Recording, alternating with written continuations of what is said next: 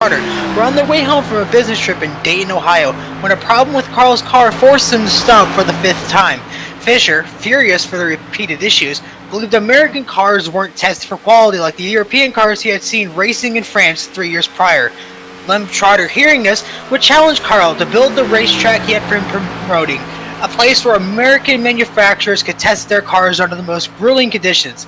A year later, the Indianapolis Motor Speedway was born, and 109 years later, that challenge still continues to this day, now being regarded as one of the most sacred grounds in all of motorsports, where drivers and car makers come from all over the world to prove their worth and shine on a worldwide stage. And tonight, over 20 of the best star car drivers in the Mid-South come to do just the same thing at the track known as the Brickyard. Hello everyone, and welcome to PitStop TV's live coverage of the Bluegrass iRacing Series Brickyard 200. Tonight, we join you from the sim racing capital of the world, located just 30 minutes west of downtown Indianapolis in beautiful Speedway, Indiana, for a thrilling 80-lap race as we get set for round number 6 of the championship as we are officially halfway through the season. Travis Miller comes in tonight hot after a dominating win at Pocono Raceway, where he spread the point gap against Justin Winters to 16 points. He currently sits at the only repeat win of the season and hopes to bring that momentum into Indy. Glad to have you with us here tonight in the booth. I'm Noah Carmichael. Along with me on the mic is the one and only Mr. Joe Donahue, running social media for us to give you some amazing screenshots of Trey Shuttlesworth, and running the whole operation in the background is Jake Paticki. Our top story coming tonight, pit strategy. Indianapolis has always been a tire-eating monster for the Cup cars since it's repaved in 2005, opting to go with a diamond ground surface, and with the scan of the track being from 2009, it is less than a year removed from the Goodyear tire fiasco of 2008. On top of all of that, the 60% fuel limit these cars run in comparison to real life adds even more headaches for these drivers as they get set to go half distance of a full Brickyard 400. Joe, as these drivers prepare to do battle around the famed IMS, what do you see these drivers doing to try and tackle this abrasive surface? Thank you, Noah. Yeah, these drivers are just going to be trying their best to conserve their tires and keep their cars underneath them. We know that Indianapolis is a tire-eating monster for these cars. They're big cars, they're heavy, they've got relatively small tires. The Goodyears are going to be going underneath them all night long, and we know that the drivers are not excited to be here as much as other tracks. We talked to the winner from last week's race, Travis Miller. He said he needs to practice here. We talked to third place Nathan Muller last week. He said he's not excited to be here. We know the drivers are not going to be as happy with the way their cars are handling tonight, but that's what makes Indy Indy. That is what makes this race so special to these drivers, and to win it would mean that you overcame such a big obstacle in this season with this car going 200 miles around the most famous racetrack in America, if not the world. It's going to be a big test of the abilities of these drivers. The best driver is going to win today. That's for sure, Noah. I'm excited to see it, and it's going to be cool to see what they can do with strategy. And like you said, strategy is going to be a big game in today's race. Hopefully things work out that we get a nice, exciting one. Last time we came out, we had a pretty good race, pretty interesting strategy moves going on last week, and it paid off for Travis Miller getting his second win of the season. But like you said, he's the only person who's won more than one race this season, and we've got plenty of big names out there that are putting in good laps and putting out good performances so far that could take the win today. I'm excited to see it through. Yeah, absolutely. You talked about how big of a track this is, not just in the length of it, 2.5 miles, but just how important it is to the racing world.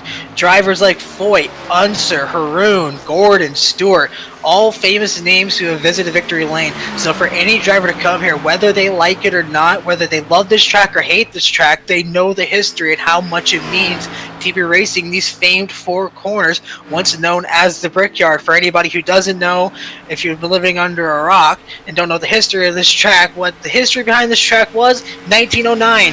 It was originally made of like a mixture of dirt and tar. It was a very dirty surface just to get the track underway. They hosted a race here, and because of the dust, it caused a huge pileup that ended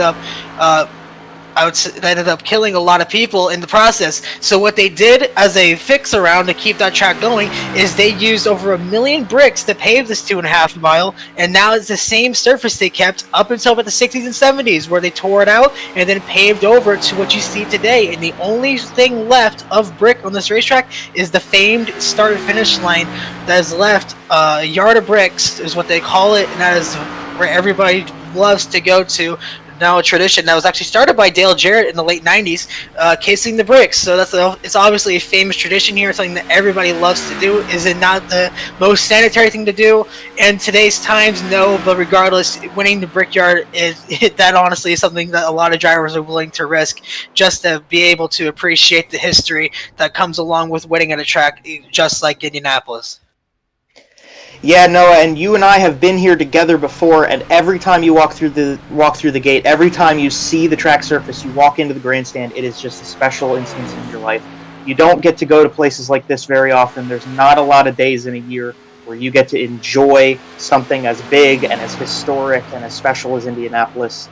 So for these drivers to be taking it on virtually, obviously they're racing in it, so that's a big deal. You're racing at the mecca of motorsports. You are a part of history, and they're going to be writing the history tonight with their Bluegrass iRacing series here. We're just at the halfway point of the season, so we'll see if that has any influence on how they're racing tonight.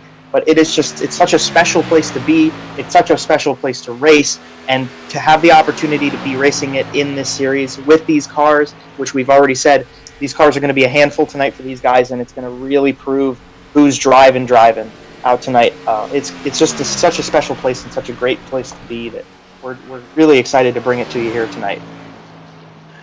Indeed, and just to talk about the point standings coming into this, we talked about at the top of the broadcast, Travis Miller coming in here. He's the only driver to have currently 2 wins on the season. He won it back at Daytona, dominated at Pocono last week, which is funny. You talked about how much we've been here. Last week was Joe's hometown track of Pocono and the Pocono Mountains. Today is my home track of Indianapolis, so it works out perfect for both of us. But you talk about Travis Miller, has dominated last week, hoping to keep the momentum rolling into here as he capitalized on a mistake made by Justin Winters where he ran out of fuel, which caused this 16-point gap. Because if you've been watching the series the last few weeks, it's usually been about a 1 to 2 point spread between these two. It has been a tight fight.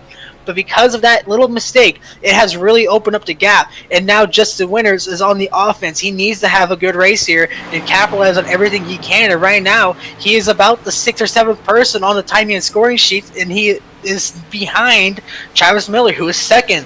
So he has a lot to do. Then just drivers like Wes Weejan. He's one of the stronger guys that we really talk about at some points of the race, but not a whole lot. There's guys like Matt Grenier, Joshua Abbey, who if you can put him on the screen, he is running a beautiful grease lighting throwback to the Scott Dixon cars, what he said it is, but if you want to, you can also say it's a throwback to the Juan Pablo Montoya of the 2009 Brickyard 400. Daniel Worthington as well is running in the 7th in points with 123. John Kender, I should say, my bad.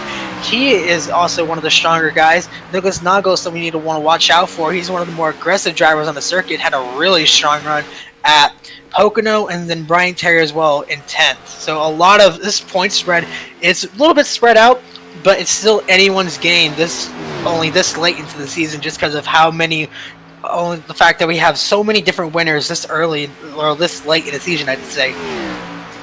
Yeah, well, Noah, you look at the point standings, you see Travis Miller up at the top. Obviously, 2 wins in the season, and he's got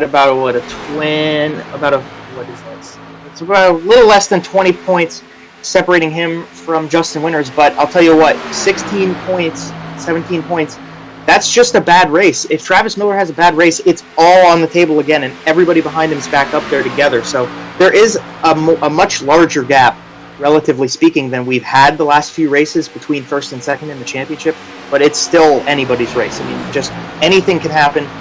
Travis Miller is going to have to keep his car underneath him because he's not exactly safe up at the top of the leaderboard. You talk about some of the other guys, like Justin Winters has been up front a lot lately, but there's some other guys who've just been kind of consistent, kind of quiet, creeping their way up through the points. Wes Weejan, last week, he kind of had a pretty average race. He didn't really show his stuff too much, but at the end of the day, he came out with a good position and he gained points in the championship and actually passed Wyatt Brackett in the championship standings last week. Other people in the top 10, like Joshua Abbey, Daniel Worthington, they've had pretty average, pretty quiet races that turn out to have good results. And then you compare them to drivers like Travis Miller, obviously winning races, Justin Winters. John Kinder was up front a lot at Pocono last week. It seems like either way, whether you're trying to be consistent and quiet and have good easy races that you're doing well over the course of the whole race, or if you want to be up front and leading the whole way, like Nathan Marrer's been doing, like Travis Miller's been doing, John Kinder last week. It all seems to be playing together really nicely in the championship standings, and everybody seems to be really even in that aspect.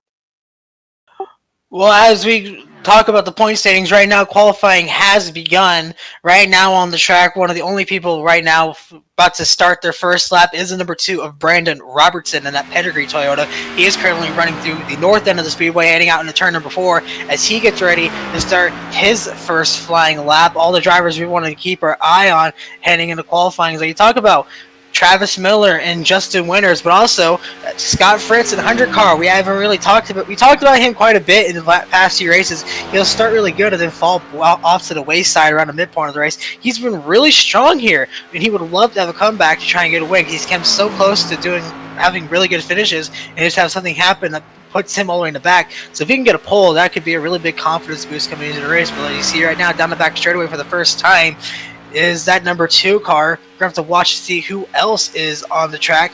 Tyler Johnson in number 6. It looks like he's about to start his first lap, along with John Kinder, David Brackett, John Elliott still sitting in the pits, as well as Ed Osborne. Tanner Webb is exiting. Joshua Abbey is just exited. So, and you see, you're going to start to see a lot of ties being set down here. But right now, the first person who looks to be setting it is going to be Brandon Robertson, who's going to set his first lap, as we're going to see where it is when he crosses the line.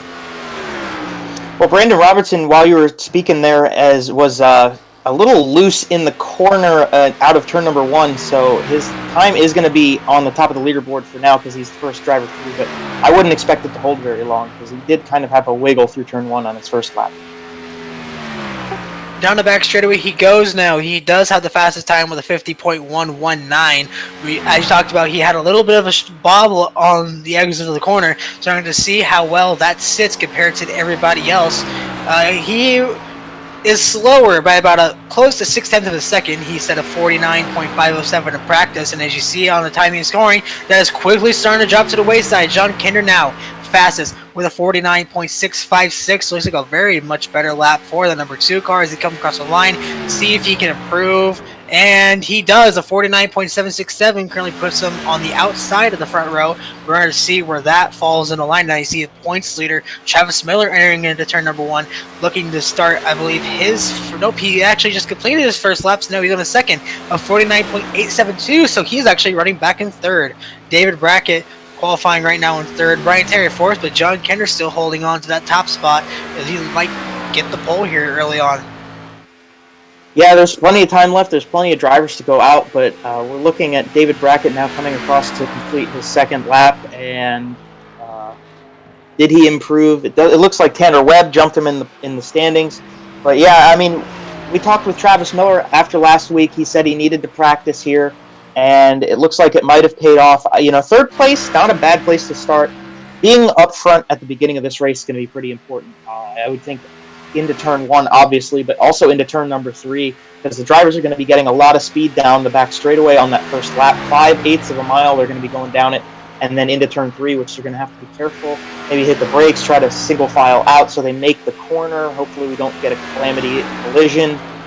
Big one type incident in the first lap in turn 3, because this track's a little different than some of the other racetracks we've been seeing so far this season. Indy just is a completely different monster for these cars. Yeah, this track, much like Pocono, built for open-wheeled racing, and then the stock cars just kind of came and invaded it around the 70s and 80s, and that's Indianapolis, obviously, in the mid-90s. Right now, as it stands, John Kinder still holding on strong at the top of the board. Travis Miller has finished his second lap. He stays in third with a 49.793. Joshua Abbey in the 05, he actually, I guess he might have hit the wall coming off of turn 1 of the quarters here, because his first lap was invalidated, so what you see is what you're going to get out of him. He's going to start back around at least 4th with a 49.949. All eyes, you talk about Justin Winters trying to rebound after a disappointing finish at Pocono, and what better way to do it than here in Indianapolis? See where he comes across the line. It's going to be a 49.596, and that's going to go top of the board. He is fast enough, and he's currently holding on to that top spot. The only person who really has a chance to knock him off right now at the moment would be Scott Fritz, who did end on pole, where he ended fastest in practice, and if you look at him now, he is beginning to roll off. So all eyes on that 100 car, but right now, that 88 car is on it here in qualifying here this morning, or this afternoon, I should say. Yeah, you talk about Justin Winters being one to watch, and he's definitely proved why he's one to watch. But Scott Fritz, the Ohio driver, we didn't talk to him last week, so we don't really know what he thinks of Indy. We don't know how happy he is to be here, but certainly looking at the leaderboard of the practice session before we moved into qualifying, the UNOH car at the top of the board, he's got to be satisfied with that. So he's out of the pits now, getting warmed up, getting ready to go for 2 laps of qualifying, see if he can knock Justin Winters off of the pole position, try to get up there himself, because that would definitely be the best place, the optimal place for the 100 car to be starting in his mind. Yep, and the 88 car had abandoned his second lap, so he's just going to rely on the first one. So the gauntlet has been thrown for the 100 car. He is the closest driver that lives to the Indianapolis Motor Speedway from what I recognize, because of the fact that he is the Ohio driver. We don't really have any Indiana drivers, so this is kind of a hometown race for him as he comes off of turn number 2, really boggling on the exits to 2 and 4 here as he sends it down the back straightaway. Heading into turn number 3, now we're going to see if he does have the speed to knock Justin Winters off the pole, and if he can keep that fast run he has. He is fastest time in practice at 49.1. That is fast enough to beat Justin Winters for the pole, so we're going to see where he comes off of turn number 4 with. As you see, we're getting a little bit loose on the exit of the corners, so we're going to see where he is. Coming down the front straightaway to the yard of bricks. Is he fast enough? No, 49.869. That is fast for 7th. He's going to have to try it again on lap number 2 now as he heads on to the south end of the speedway. He's going to hit the wall, and that's going to end it for him. He will not get the pole here. Justin Winters still sits on top of the board, but we still have Tyler Johnson, who actually did set a lap. Well, he did try to qualify. My best guess is that he made a mistake, hit the wall on both laps, and lost it. Nicholas Noggle as well. Chris LeBourgeois, he disconnected. I don't know if he came back. Nick Mills in the 8. Adam Lancaster is on the track as well, and then Josh McKinney. But right now, Justin Winters is sitting pretty to try and take the pole here in Indianapolis. As Nicholas Noggle now goes faster than him. The Toyota with a 49.536. Now he's on the front row here in Indianapolis. As late in the running here, with almost 2 minutes left, we are starting to see these drivers pick up the pace here for qualifying. Yeah, and we know Nick Noggle can be fast. The Canadian driver, he's shown what he's got, and he strut his stuff last week at Pocono. He was up there for a while. He did fall. He actually finished 2nd last week, so he did a pretty solid job. He was pretty strong last week. And we don't know if he's obviously he's trying to go a little quicker there. He hit the wall, so he was pushing just too hard out of turn number 3 there, and that's going to invalidate this time. So he's going to just kind of do what he does here, but that's going to invalidate it for him. I was surprised to see Scott Fritz get out of the groove and hit the wall there, so that's definitely going to shake things up on the start as well. But it's going to be interesting to see. But now we're riding along with Jack Bauer in a beautiful Jimmy Johnson car here. And he is going to slow down, so I guess he might have invalidated that 2nd lap. Oh, he actually has completed the 3rd lap, so it's a little. He used that. So that's interesting. So he did complete his 2 laps. He is going to start 18th with a 50.523. But he used that 3rd lap to get a little bit extra practice, and that is something I haven't really seen before. And that's really a great idea to see. He didn't cross the line, so his time isn't going to be invalidated. But he used that 3rd cooldown lap to get 1 more lap in of practice before they go to the race with less than a minute left. So he will start 18th. All eyes looks to be on, I believe that is the 43, Josh McKinney. He also has completed his lap, so it looks like qualifying might be over here in Indianapolis. So about a 23 to 24 car field is what we're going to see here for the Brickyard 200. So an absolutely incredible time being set by Nicholas Noggle. And I do want to give a point out is I believe Wiggin is how you pronounce Wes's last name. I'm going to try to get that correct. I apologize. We were trying to guess on what we were told, and I guess we forgot, so it's apologies to the admins on that one. So yeah, Wes Wiggin, I believe, is what the pronunciation last name is. I'll have to try and clarify that later. But yeah, as it stands right now, Nicholas Noggle and Justin Winters will be your front row here for the Brickyard 200. It's just an incredible qualifying session wrapping out here. It's now the final few seconds as we get ready to set the grid for this 80-lap feature. Yeah, that was interesting. Oh, sorry about that, Wes. We're trying our best up here, but yeah, that was a good qualifying session. It really shows who's got it and who's on it, and who's pushing really hard today. They want to start up front, obviously, very important. So, as we saw, Scott Fritz got a little antsy with that one. And as we wait, let's get to see if we can get the starting lineup for today's Brickyard 200. Starting on the pole, we talk about Nicholas Nagel, the one Toyota in the field, in the number 08. He's going to start on pole. On his outside, in the second position, is going to be Justin Winters. Lining in the row number 2 is going to be the 21 of John Kinder, with Brandon Robertson in the number 2. Actually, he is another Toyota. He is going to start back in the fourth position. Starting back in row number 3, you're going to find the current points leader, Travis Miller. On his outside, Matt Grenier. Starting back in row number 6, we're going to find Nathan Maurer and Scott Fritz. Row number 9 is where you're going to find Daniel Worthington. And rounding out your top 10 is going to be Joshua Abbey. 11th starting spot on the grid for Adam Lancaster was showing some stuff last week at Pocono. And Wes Wigand on the outside of row number 6 here. Starting in 13th, we have Tanner Webb, and to his outside will be the number 38 Yingling car, David Brackett. Starting in 15th, we're going to have Ed Osborne, and starting on the outside in 16th position, Ryan Terry.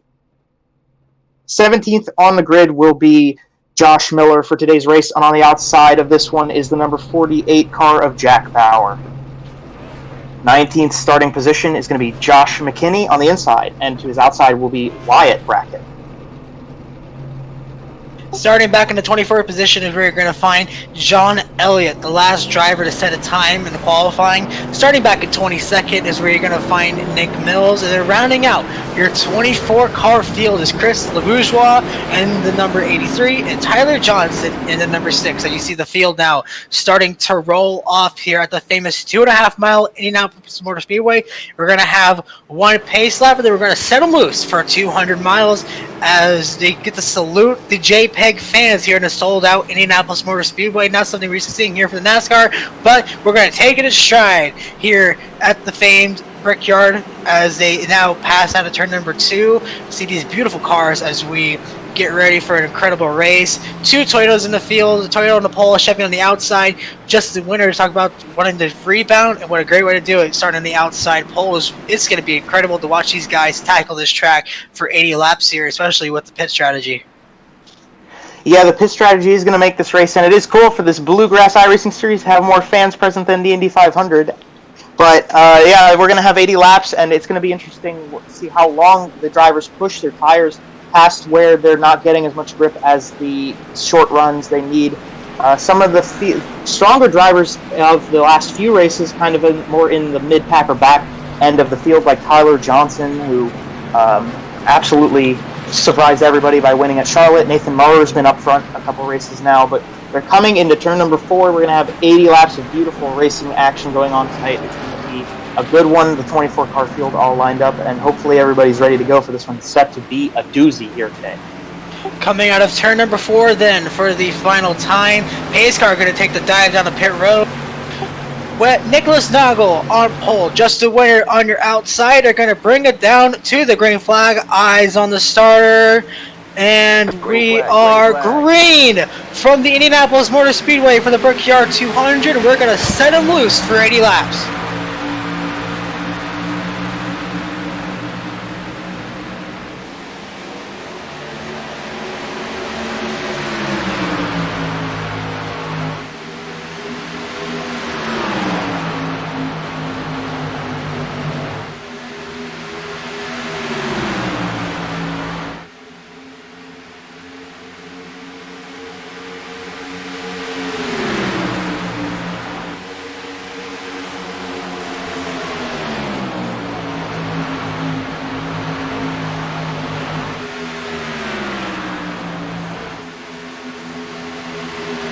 And as they bring it out to turn number 4 to complete the first lap, Nicholas Nagel with the early race lead. Justin Winters back there in second. John Kinder holding on to third.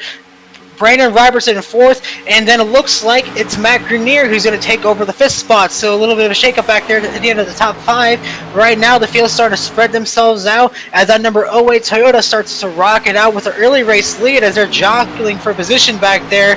here in the early goings as they head down the back straightaway for the second time. Yeah, and we saw Robertson and Kinder side by side into turn number 3 the last time, but thankfully everybody got through turn 3 safely. Everybody just wants to get through the beginning stages of this race. They know that you can't win a race in the first lap, but you sure as heck can lose it. So everybody tried to keep it in line, and obviously with Indianapolis being so tricky for these stock cars, they're going to be watching their tires and watching the degradation of their Goodyear rubber underneath them as they come back onto the front straightaway here on lap 2. Justin Winters now with a run down the front straightaway. This tight, narrow front stretch that is known as the Fan Canyon to some, as they head into that blind turn number 1, what some drivers call one of the hardest turns in racing. It's a simple left-hander, but it's a blind entry, so it's really kind of spooks some drivers to test your bravery as they head down turn number 2, down the back straightaway, as Justin Winters might be trying to make a move here in the next 2 laps.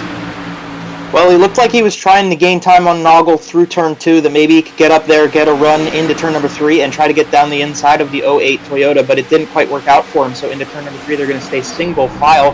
Top 5 has stayed the same since they got to be single file like so on the first lap, and so hopefully we'll see something pick up here with these guys, and hopefully everything stays clean out of turn number 4 again, and Noggle still leading the way pretty significantly.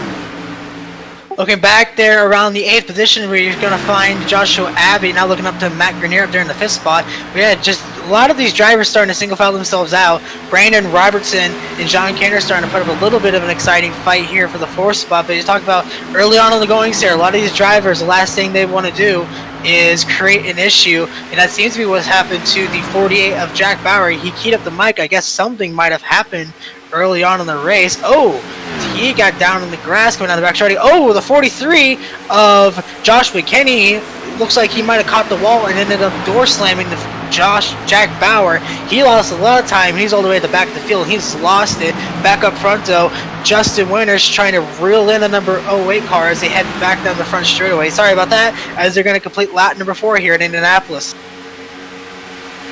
Yeah, so Robertson's been getting pretty racy behind the 21 car, or at least he's been staying right there with him through the corners. He's been getting a little bit aggressive, as it looks like Grenier actually kind of took a peeksy down the inside of the number 2 car going in through turn number 1, but obviously it's single groove right now, and the drivers know they don't want to be making anything too crazy go on. So down the backstretch we come again. Nick Noggle definitely in control of this one. I wonder if Justin Winters maybe is being a little patient, trying to conserve his rubber, trying to conserve his car. Maybe he'll try to go for a long run, get off strategy from the other guys around him, because we know John Kinder and Adam Lancaster, John Kinder being in 3rd place right now, Adam Lancaster more in the mid-pack of the field right now. They did so last week, and it definitely had a big impact on the race.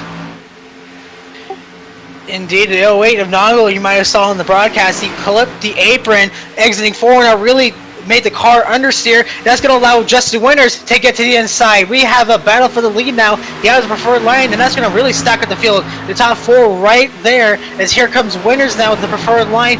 Noggle really wide out of turn number 2, as there looks like we have a new race leader, Justin Winters, down to the front with John Kinder back there in 2nd.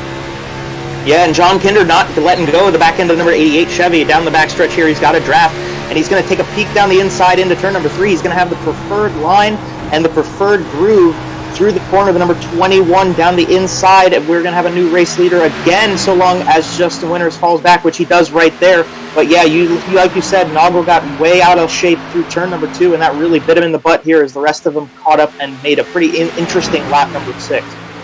The top 5 now very close together. John Kinder, your new race leader, in the number 21 Ford Mustang. The 88 Chevrolet, Justin Winters back there in 2nd. Noggle, one of the more aggressive drivers on the calendar, now fighting the other Toyota in the field of Brandon Robertson. They are nose to tail back there for the 4th position, as Matt Grenier, holding solidly on to the 5th spot, got first back there at 6th. They head down there as here comes Robertson maybe to make a move heading into turn number 3. Yeah, well, don't forget, Brandon Robertson won at Richmond earlier this season in this series, and this is his return to the group, and he's definitely putting pressure on Noggle as they go into turn number 3 here, but you saw he backed off a little bit. He knew it wasn't the right thing to be right up on the tail end of the 08 car into the corner, so he wanted to get a little bit of better airflow over his car, try to have a better run through turn 4 like he has right now, and maybe he'll gain time down the front stretch here, and maybe he'll get a pass in turn number 1.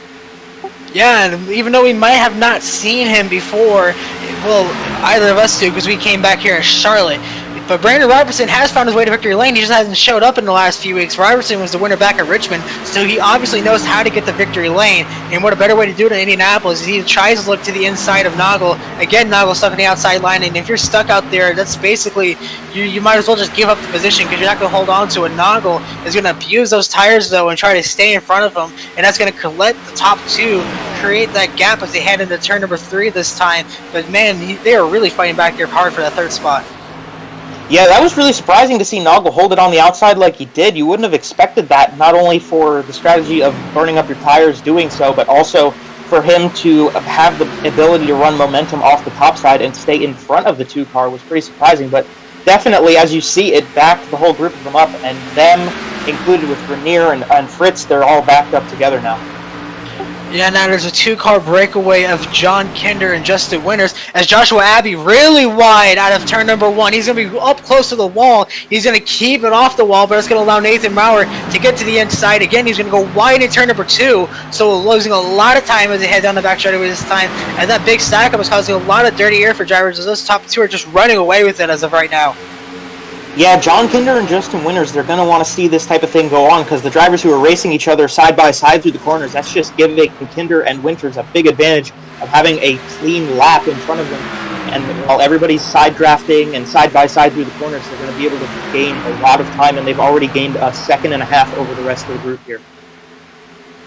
Yep, and as we head to the start-finish line to complete lap number 10, my best guess is the fuel strategy in the pit window. I believe we usually see these cars maybe make it around 25 to 30. I'm expecting to come in about, I'd say the pit window can open now, but that's for people who really want to come in early. I expect some people to come in around lap 15 to 20 as they head off of turn number 2. So expect to see maybe some strategy being played out here to try and undercut those two, as now the number 88 is really starting to open the gap to that 21.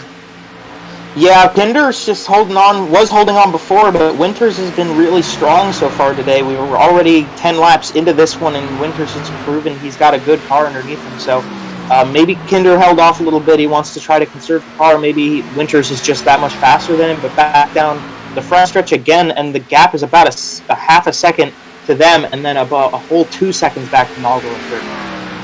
Yeah, those two have really started to run away with it. Now you see the battle for the third spot still raging on. Robertson looking to the inside into turn number 1. He's going to force the 08 high, and he's going to hold on to it again. I don't know how the 08 tires are handling this, running that outside line like that, but those two have just been door to door all around this racetrack, and Matt Grenier, like you can tell, he might be getting a little fed up with this, because look how much time they have lost to the leaders. That's the last thing you wanted to see, and that's allowed Scott Fritz and Travis Miller to close up. But man, the two leaders are just sailed away at the moment. Well, yeah, like we said, I mean, if you're running side by side through all these corners, especially at Indianapolis with less banking than these cars are probably used to, and longer straightaways, the aerodynamics of the cars side by side is going to have a bigger impact when they have these long straightaways like they do. So this is definitely hurting the two Toyotas and everybody stuck behind them, and it's going to be a big influence on the two cars up front, especially once we start talking about pit stops. Their time that they have ahead of them now is going to be crucial, but the rest of them behind them are definitely going to be a little frustrated by this. Those two are still side by side. They've been side by side for the whole lap as of late. They've just been yet to really let off so far as they now head down the back straightaway this time by. They're still just door to door as they get ready to head into turn number 3, as now Matt Grenier is trying to make his bid for the 4th spot, trying to get around to number 2 of Brandon Robertson as they head into turn number 3 now, trying to split these two up as they head to the north end of the speedway. That number 15 of Grenier is still holding on as he single file through. The gap now 3.1 seconds is the gap between first and third. It's just incredible of how long these guys have been able to fight, and we're now starting to see people maybe trying to make the pit sequence, because I looked at the practice laps as of late. Most people are running about 15 to 16 laps. So yeah, 15 is about where you're going to start seeing people come in the next 2 laps, because these tires, I cannot believe that Noggle has been holding on to him as they have. But it's going to pay off here if he can get the pit road and keep his track position. Yeah, Noggle really is surprising me right now with the gap he's built over Robertson in third place. With running the outside line like that, he's burning up his tires much more significantly than the rest of the group. As we're looking at John Kinder right now through turn 3, he's caught back up to the rear end of the 88 car, and that's Chevy Ford in through turn number 2. they're still running together, so maybe Kinder's just going to stay behind him. Maybe he's going to try to run around him, but lap 13 coming to the completion, and they are much closer together than they have been. Yeah, those two have been nose to tail. About a second has been the gap that we've seen between them. A lot like we saw at Pocono with Travis Miller and just anybody else that could get near him, as they would sail off from the leaders. But Miller and whoever was in second was just inseparable if they could keep that toe. And exactly what we're seeing here, as John Kinder still all over the back bumper. By my best guess is that he's just going to bide his time and just try and open his gap up when the pit window begins. Because just look at how far away everybody is compared to those two. It's just incredible of how much of a gap they've been able to build. Yeah, well, let's look back in this group, because we've actually got a new driver in the top 5, and he's brought it back in. It's Travis Miller. As there's 13 car on your screen. Travis Miller has brought it into the... Oh, wait a minute. Oh, we're getting a shake-up here, because we've got... Oh, maybe that was just timing and scoring. But, yeah, Travis Miller's been sneaking his way up slowly. I've been kind of watching him come through the order here. So, the 22 car, he won last time. He's got 2 wins this season. He's a championship leader. There's a reason he's up front for the championship. Yep, just trying to make his tires last here, kind of what Justin Winters pulled when we went to Charlotte a couple weeks ago. So he obviously knows how to make the tires last these two, or else he wouldn't be in the top 2 in points. And you see again, Noggle and Robertson going to be fighting down the back straightaway, nose to tail, and now Miller going to try and close down on them. And you see this fight back there for about the 7th or 8th spot starting to heat up as well. Yeah, well, this is a lot different than what we're used to seeing out of Noggle, and we know he's aggressive, but this is a heck of a fight between the two of them. His competitor is just not letting it go. I'm really surprised because Noggle also had gained that time back up in front of Robertson, but he closed the gap again, and they're back together. Looking back there towards the fight now, towards the end of the top 10, you're seeing about a 4-car fight going on between Scott Fritz, Wes Wiggin, and Nathan Maurer, and the 28 of Adam Lancaster. Those 4 have been all over each other down the front straightaway. Now they're nose to tail heading through turn number 2 right now. The 100-car Scott Fritz we talked about was the fastest in practice, but has not been able to repeat that kind of pace here in the race, as he is 5 seconds away from about almost 6 seconds from the leader as they head down the back straightaways. The lead has really starting to spread, and he is falling further and further down the field. We've got a wreck back there. Lancaster and Wes Wiggin, I believe it is. They save it. They're not going to wreck, but that was really close. It's really going to stack up the field, but wow, a really close call between those two. Well, it looked like Lancaster tried to make a move down the inside of Wiggin there into turn number 3, and I don't know who moved up and who moved down, but the two of them came together. A little bit of aggression on the aerodynamic side drafting between the two of them. Adam Lancaster very lucky, but Wes Wiggin especially lucky that he didn't get turned the whole way around and he was able to control that car. But that really shows how good of a driver Wiggin was and how good he was at keeping that car straight, because that was a tough one. That was tricky right there. And as we have that, just as I talked about, pit windows are open. We're starting to see people come down. Matt Grenier, Nathan Maurer, David Brackett. Maurer's going to slide into his pit stall, and he's going to miss it completely. He is sideways on pit road. That's going to cost him a lot of time. Brandon Robertson, one of the other leaders that we've seen, he's also on pit road. So a lot of this pit stops coming in. Robertson out of the way, Grenier out of the way. Maurer going to lose a lot of time. Wes Wiggin is announcing his presence. Same for Joshua Abbey. But man, a big mistake from the 971. That's going to cost him a lot of time here. Yes, and at the same time, out on track, we have a new race leader. Kinder has made the pass on Justin Winters, so put that number 21 silver and black Ford into the top spot. The Carolina native leading the way now. But we'll see how long these two want to stay out before they start coming into pit road here, because it's getting to be time for the pit stops. Nathan Maurer absolutely did not get the pit stop he wanted out of that one, but he pitted. It's over, and we'll see if maybe something will happen like Tyler Johnson last week. Tyler Johnson had a pretty interesting scenario on pit lane last week and got a speeding penalty, and he turned it around with some aggression, brought it back to the front. So maybe we'll see that out of Maurer. Maybe he'll put his head down, put the bullhorns on as our leaders are coming down pit road, Noah. Oh, a very close call. Justin Winters is going to jump John Kinder entering the pits, and that is a call if I've ever seen one. Call his bluff. He just outbraked him. He's going to take the lead entering the pits. Now the long drive down pit lane, one of the longest pit lanes on the Cup schedule, one of the narrowest as well, just in IndyCar as well. It's just a treacherous pit road, as that we're going to see. Will that late break that he pulled is going to pay off, or maybe did he speed coming in there, because he really came close to hitting him as they now enter the box. Robertson, that you see on your screen right now, is here to go. They both enter the pits about at the same time. Now, yep, they're probably going to exit at the same time. There's going to be a really close race out pit road between those two. But Nicholas Noggle, currently your race leader, he has the first pit stall, so naturally he will take the lead as we get ready to see the race off pit road. Kenner's actually going to beat Winters out of the pits, so he took less fuel, I believe, than Winters, because he's still sitting in the pits. So big problems right now for the 88 car. That's costing him a lot of time. He's losing a lot of time compared to the rest of the leaders. Yeah, something's got to be wrong with this pit stop for Justin Winters, because everybody else on pit road just came out. John Kinder is the leader of those cars, but Brandon Robertson jumped him on the track, so the race leader is now the number 2 Toyota, with John Kinder's Eagle 1 Ford running in third now, as he came out right behind Matt Grenier in the number 15 Snap-on Ford. So Grenier took second place there from the group of them, with John Kinder out to third, and hopefully the number 88 car, Justin Winters, gets out of the pits. Oh, yep, and as we talked about this during when he came into pit road with the late break, that he might have been caught with a speeding violation. That's exactly what happened. He was held in pit road, so that mistake is going to cost him dearly. He's going to go almost a lap down, depending on where the leaders are. Brandon Robertson, you see on your screen, coming to the south end of the speedway, entering into turn number 2. Winters has just exited the warm-up lane. He is now heading down the back straightaway, so he is trying to fight to stay on the lead lap. So man, what a nightmare scenario after such an amazing start for the first quarter of this race. Now has gone spiraling down, and now he is on the defense to try and keep himself in this race if a caution comes out.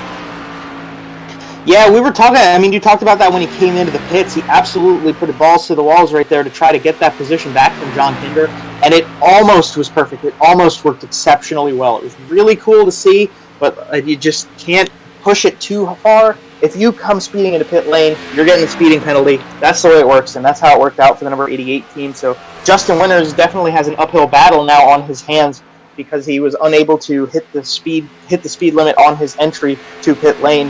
And you talk about the risks that you take as a driver to try to gain time on track.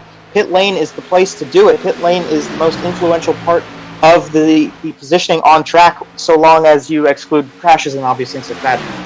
As we look at John Kinder now trying to make a move on Matt Grenier, so he was just trying to take advantage of the situation he had on his hands and take advantage of the pit lane and being how long it is and how long it takes to do your pit stop here in Indianapolis.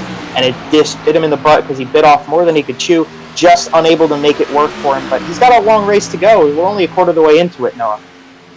Yes, and that Allen's Body Shop 88 now pushing as hard as he can to try and get ahead of these drivers. Now he is stuck behind the 13 of Brian Terry. That is a fight for the 21st position.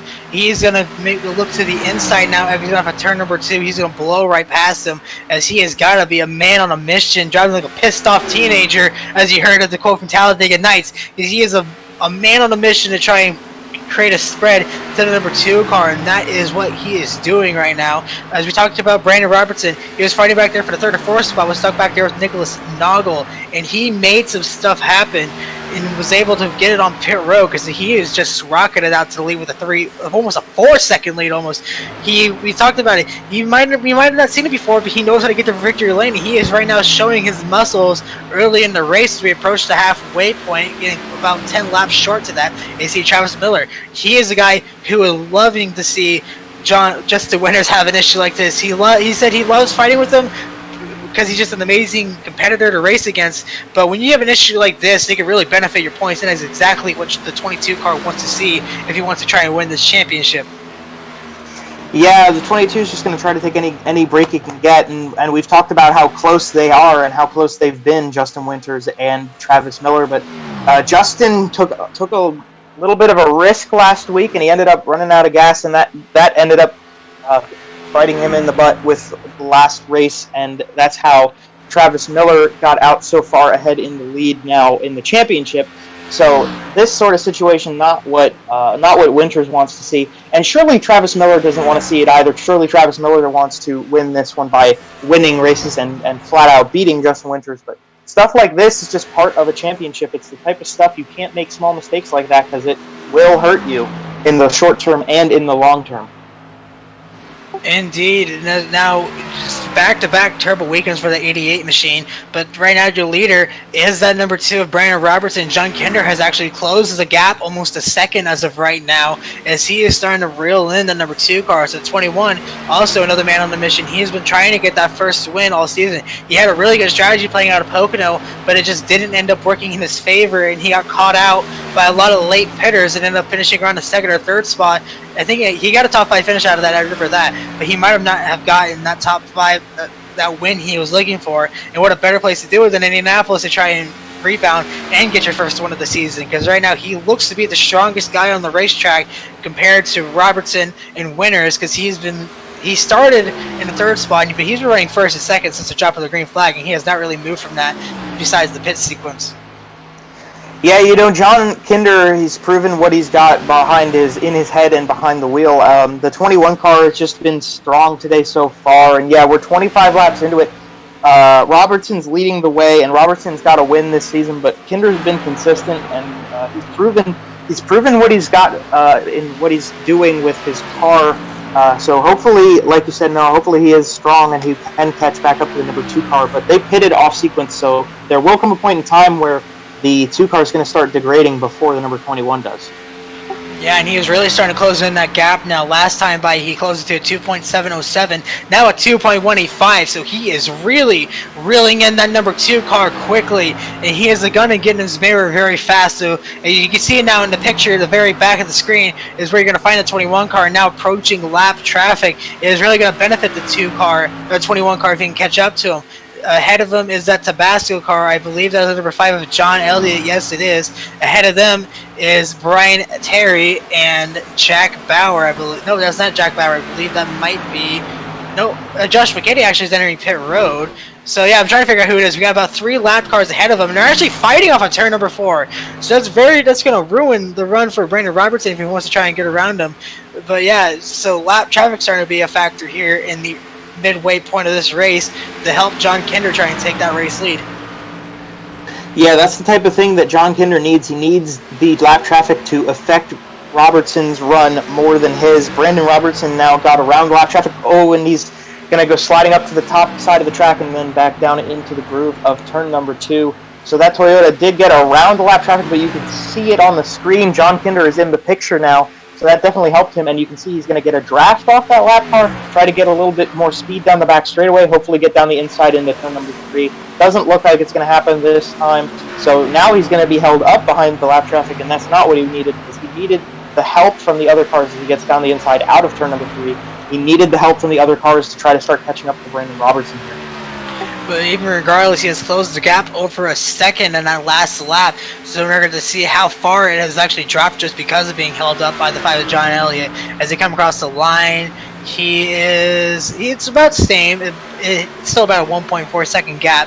So he wasn't really affected too much by that. But now with the 2 lap cars of LeBourgeois and I believe that is Brian Terry up ahead as well, that's going to help the benefit of that 21 car, because now the 2 cars be stuck behind the dirty air of slower traffic. And now we're starting again to get to the point where we're going to see pit sequences happening again. We saw the 43 Josh McKinney, he entered pit road. He is a lap down.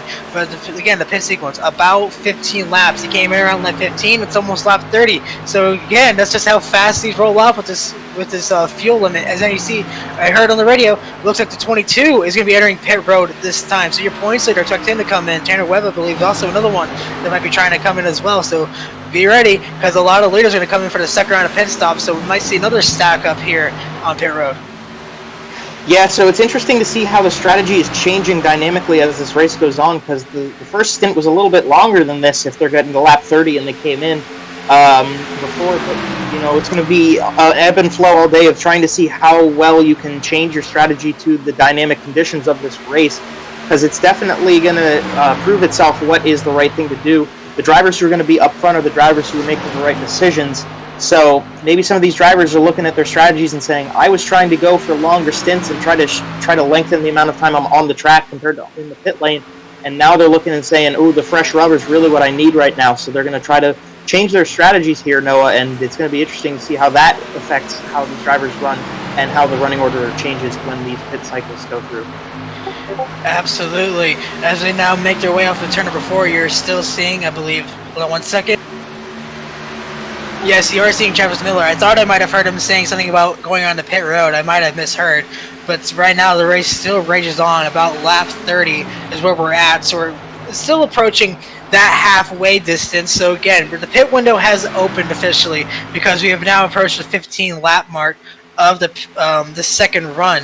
What we're seeing is now Brandon Robertson hanging down the back straightaway. The gap now has closed under a second as the distance between him and the 21 car. John Kinder has really started to reel in that number 2 Toyota. Grenier still running in third, not going fourth, and Lancaster has bounced back into a fifth spot. How about Scott Fritz capitalizing as well in that pit sequence? Now he's up to the 7th position. No, up to the 6th position. So it was a really good run for that 100 car after the disappointing starts of the race. So he's starting to reel himself back in. So if he gets a caution, he's back in this race as well. As now here comes the 2 of Robertson to look to the inside to try and take over the lap car. He's going to force the 13 high, and that's going to go right in front of the number 21. It's going to hold him up again as they enter turn number 2. Yeah, so that definitely didn't help Kinder to have the 13 come jumping back down in front of him. But it's interesting to see the way that the order's changing now with Travis Miller has kind of fallen back a little bit, getting passed by Scott Fritz there. And we'll see as John Kinder now, you can see how much closer he is to the back end of the number 2 Toyota. Going in through turn number 3 this time, he passed the lap traffic, and he can see pretty easily the number 2 car. But the number 2 pitted earlier than him. So like I said, that number 2 car is going to be falling off quicker than the number 21, and so it looks like maybe we'll get a little bit longer stint out of the number 21 car, or maybe he'll come in at the same time. It'll be interesting to see how John Kinder changes his strategy here and what he wants to do here at Indianapolis to try to catch up. Yeah, that's something we saw to John Kinder last week at Pocono. The game such a good run is his ability to just outrun the fuel strategy that he can pull on that is something that he's been very good at, and something that he has been able to perfect, kind of, because he was running back there around outside the top 10. He was with Adam Lancaster when he did that.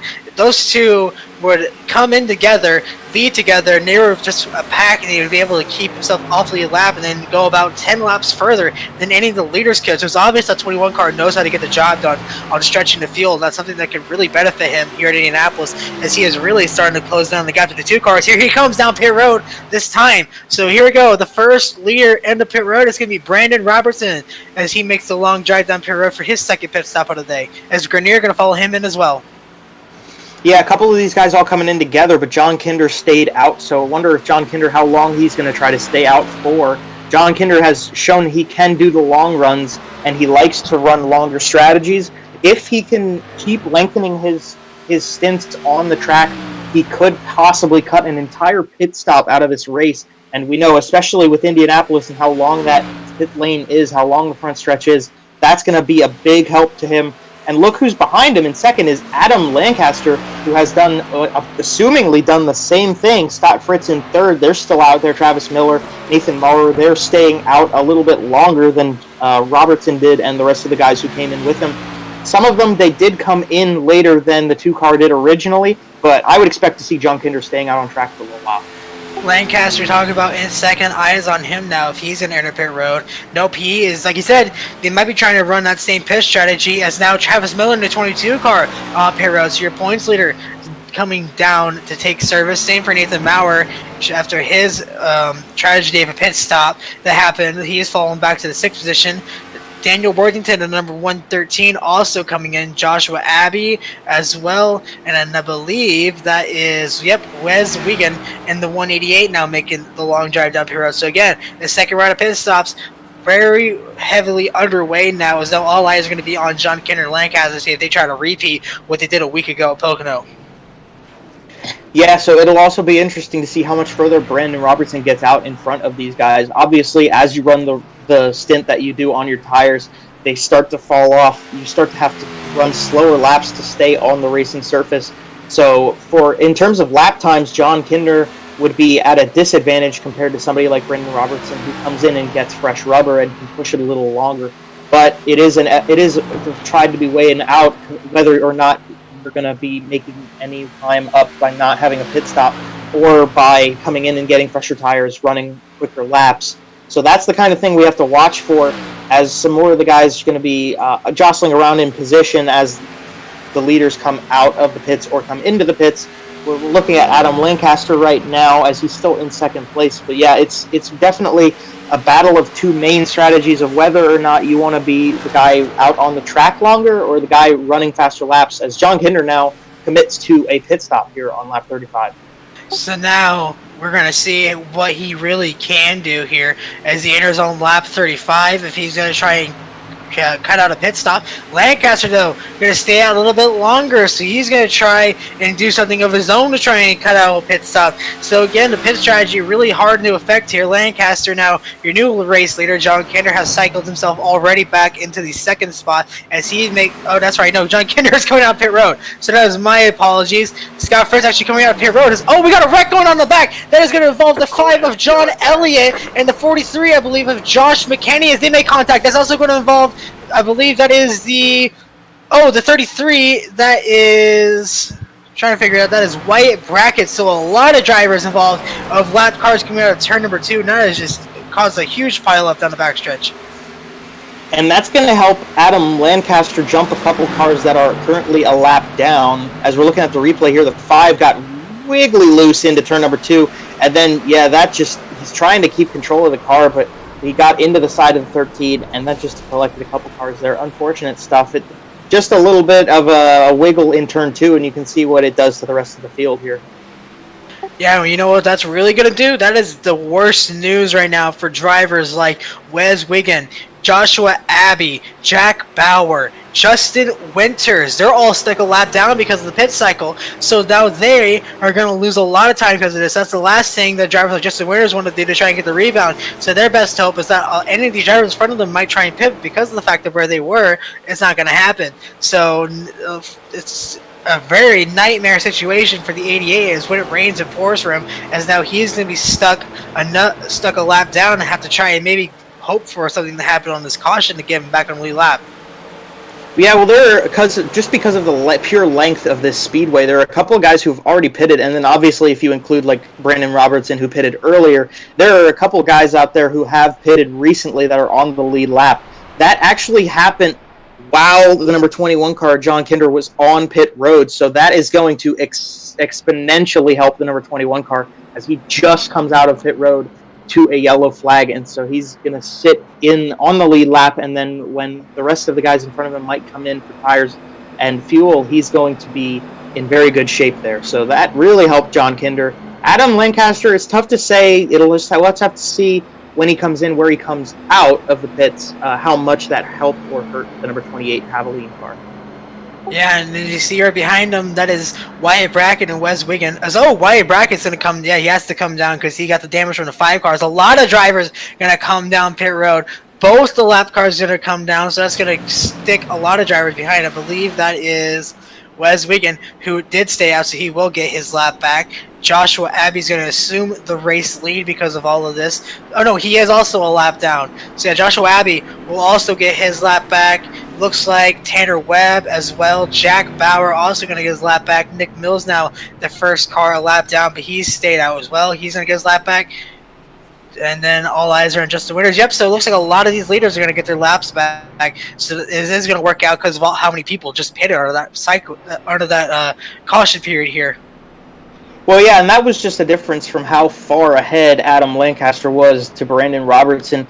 A couple of these guys were in between them, so they were a lap down behind the number 28, but once the 28 comes into the pit lane and relinquishes the lead to the number 2 car, those cars are all in front of them, so they're going to get waved around the pace car at some point and then be back on the tail end on the lead lap. And then, so that's going to be something to watch for them. But I'm watching the number 21 car, who's now cycled back to 3rd place. That is John Kinder. He just came out of the pits, as we said, whereas Brandon Robertson, Matt Grenier, they've been running laps for a little while. So their tires are going to be a little bit more worn. Obviously, they're in okay shape with their tires, and they should be okay for a little while. that they wouldn't want to come into pit lane. But John Kinder absolutely just got lucky as a dog right now. And as we are under this halfway break here, perfect timing for it, we're going to do a little bit of a ad read off here to help pay the bills here. So starting us off here for our sponsors here tonight, we're going to thank Tucson Sound Art. Your picture, your music. You provide the image you want. You provide the image you want, and we will custom create a beautiful framed, high-quality canvas with a built-in Bluetooth speaker. With SoundArt, you get the best of both worlds. Visit TucsonSoundArt.com for additional info. We also want to thank the BRP iRacing Series. The BRP iRacing Series is a series run and owned by Northeastern big block modified drivers, crew guys, and fans. If you're looking to get into dirt racing or already are, this league is for you. BRP is a fixed setup league that runs 360 winged sprint cars and pro late models. The BRP iRacing Series will be adding big block mods to their series lineup upon the release on the iRacing.com service. You can find BRP on their Facebook page, the BRP iRacing Series. We also want to thank Permanent Makeup in Cryo in Maine. When it comes to your appearance, you deserve the best care money can buy. At Permanent Makeup Cryo in Maine, the owner Ashley Boulier is a certified micropigmentation specialist who provides professional, safe, and personalized services. You can contact Permanent Makeup in Maine, Permanent Makeup in Cryo in Maine at permanentmakeupinmaine.com or call or text them at 207-358-8683. If you're looking for the best solutions for your permanent makeup concerns, give Permanent Makeup in Cryo in Maine a call today and to book a consultation. If you visit their Facebook page, Permanent Makeup in Cryo in Maine, you can enter one of their monthly giveaways. Enter today and who knows, you might just win. And of course, we want to make a big shout out to Whiplash Media, PitStop TV's new parent organization, specializing in various sim racing resources, including paint schemes, stream overlays, iRacing camera packs, and much more. Whiplash Media is also working on its presence in the real racing world, offering services such as photography, social media management, and public relations. Go to www.whiplash-media.com for more information. And with that, perfect timing as we are 1-2 green here at the field doubles up here. Your top five as they go off. Brandon Robertson's going to lead into the green. Matt Grenier in second. John Kinder in third. Your points leader, Travis Miller in fourth. And an incredible rebound for Scott Fritz in fifth. As they make their way down the front straightaway, all eyes on that number 2 car as we get ready for the green flag here. As well, we got a big stack up behind there. That's going to cause Chris LaBougier. Oh, and they're going to have to call that off, I would believe. That's a huge stack up in the back half of the field, and that is just not the way any of you wanted to do that. Yeah, that has happened a lot in Indianapolis. I remember some of the races I've taken part in Indianapolis in the past as the yellow is out still, and these drivers are going to try to bring it back together here. I've been in that situation before. It just seems like something happens where everybody wants to just try to back up together, be grouped up for the start of the restart. Obviously, you want to be in the best position you can to make passes, but it just happens here at Indianapolis. It's just something that the drivers need to be patient and try to avoid. They have to understand that you can't go green flag racing if you crash on the restart. And unfortunately, luckily nobody really got any major damage, no spins, no big crashes this time, but definitely not what we needed to see right here.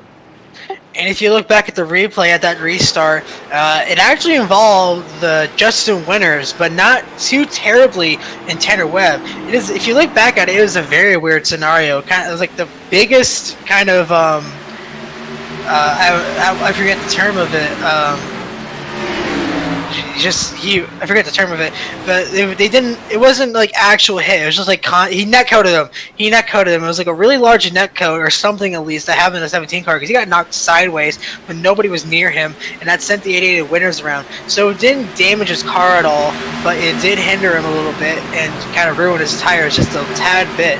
So, not what anybody wanted to see as we are now under caution as we try to find the pace car to line back up as they're still racing around here as just a big confusion on trying to figure out what to do. But, man, what a messy restart for the back half of the field. Yeah, and I think it's got something to do with how long this front straightaway is, that they come out of the corner and they're running in a straight line for a period of time that's pretty long, especially long relative to the other tracks that they may run at how far down the front stretch the start-finish line is and how long they have to wait from going out of turn number 4 to get the green flag.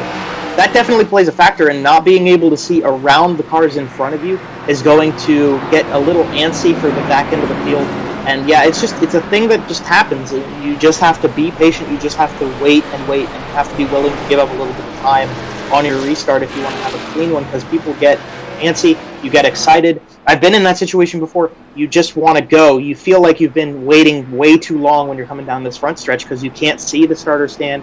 You can only see the bumper of the car in front of you. But it just is something that the drivers have to watch out for moving forward as this race continues.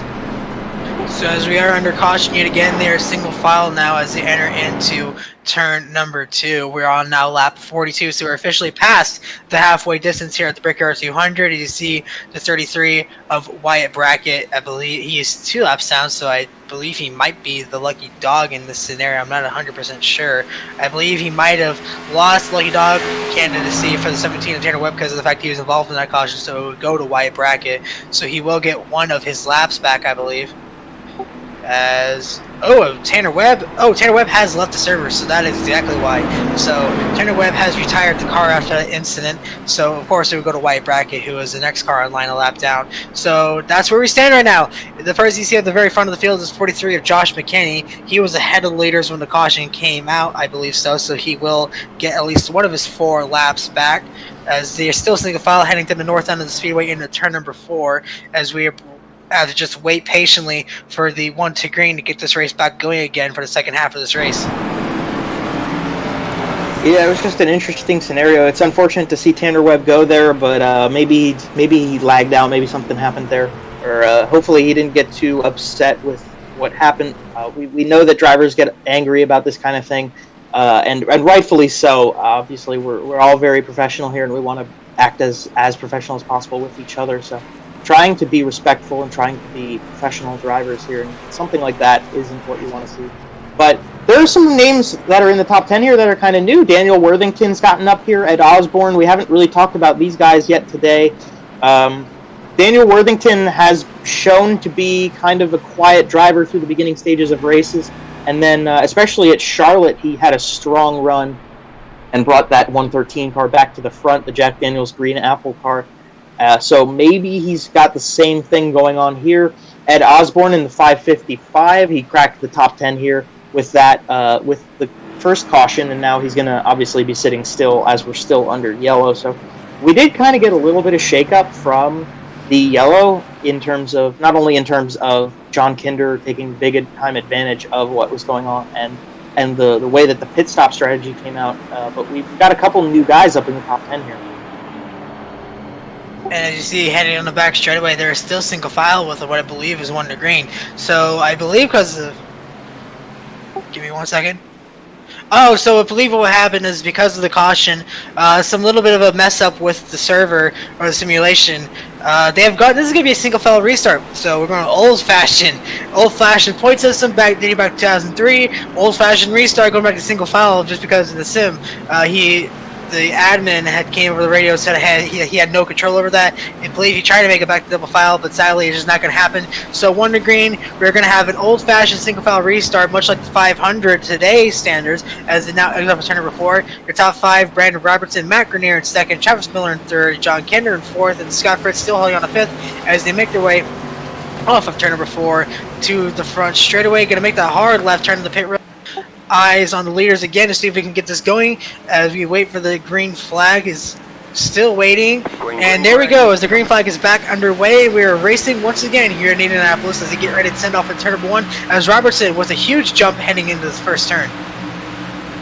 Yeah, Robertson looked like he kind of held them a little longer than we would have expected. He held them in line before accelerating for the green on the restart a little bit, and I was especially watching in the mid-pack. It seemed like David Brackett, even with behind the 113 car, he was getting a little antsy behind them, and we did get through there good. And maybe it was better that we had a single file restart that time, that we could let the drivers kind of take control of the cars and not have the same thing happen twice there. But you're looking at John Kinder down the inside of number 22, Travis Miller, so that's the championship leader getting passed on the inside by the car that got very lucky and just came out of the pits when last time we got the yellow. So the number 21 car definitely on the charge here down the front stretch.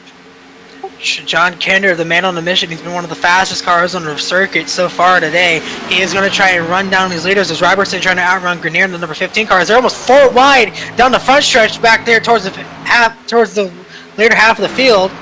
Very interesting scenario going on back there. We're going to try and see it. It looks like they're going to make it there cleanly. Oh, we had a little bit of smoke, so it might have been a little bit of contact, but they are not letting up that easily as the 5 car again looks like he might have made contact with somebody as well. They're getting really aggressive back there in the later half of the field. Yeah, and I wonder if that's got something to do with Justin Winters being a part of it back there, and or maybe with the 5 car, he's just a little uneasy going through that corner. You saw him kind of dive down the bottom, through the bottom of 2, and it's just an interesting scenario that the 4 wide into the corner. I mean, you got to be careful with 4 wide anywhere you do, but Indianapolis, especially with how flat these corners are. You're looking at Scott Fritz making a pass now on Travis Miller down the front stretch as well. Now Scott Fritz is going to make a move to the inside for that 4th spot as he gets the pass done. And that's going to demote Travis Miller down there into the 5th position as they head now through the South Chute into turn number 2. Now down the back straightaway, the long back straightaway is now Grenier has actually closed down the gap, so he is all in the dirty air of that 2 car. They try and get around him as John Kinder is still trying to reel him in. They're still single file throughout most of the field as they cycle down into turn number 3 towards the stake pit on the north chute as they get ready to hit at turn number 4 to complete lap number 47 as we are close to lap 50. So we're approaching that 30 to go mark, and yet again we're going to maybe start to see the pit cycle window open again for people who want to try and short pit this race. Yeah, we've got Grenier all over the back end of Brandon Robertson. We've got John Kinder trying to make up as much time as possible, and what he really wants is you can see how much faster the 21 car is into the corner than the cars in front of him. Maybe if Grenier can get a nice little run here, and he looked down the inside into turn number 2, it didn't work out for him, but John Kinder is just blisteringly fast right now out of turn number 2. So Robertson leads Grenier and Kinder with Fritz and Miller running 4th and 5th way further back. But right now, John Kinder is the car to have. He has the freshest tires, and he's got the best car right now. The 2 leaders of Robertson and Grenier have lost so much more time to Kinder, as Kinder's right on the tail of Matt Grenier coming into turn number 4. I would not be surprised at all if he gets a run down the front stretch here, and the 21 in 3rd might be up further. Yeah, like you talked about, when the caution came out, that was when Kinder was on pit road. So that really benefited him, and that's really starting to prove it here. He had about 3 to 5 lap fresher tires than both the cars in front of him. So that's exactly what he would want to see. And he has really reeled them in now as they head off into turn number 2. Now down the back straightaway.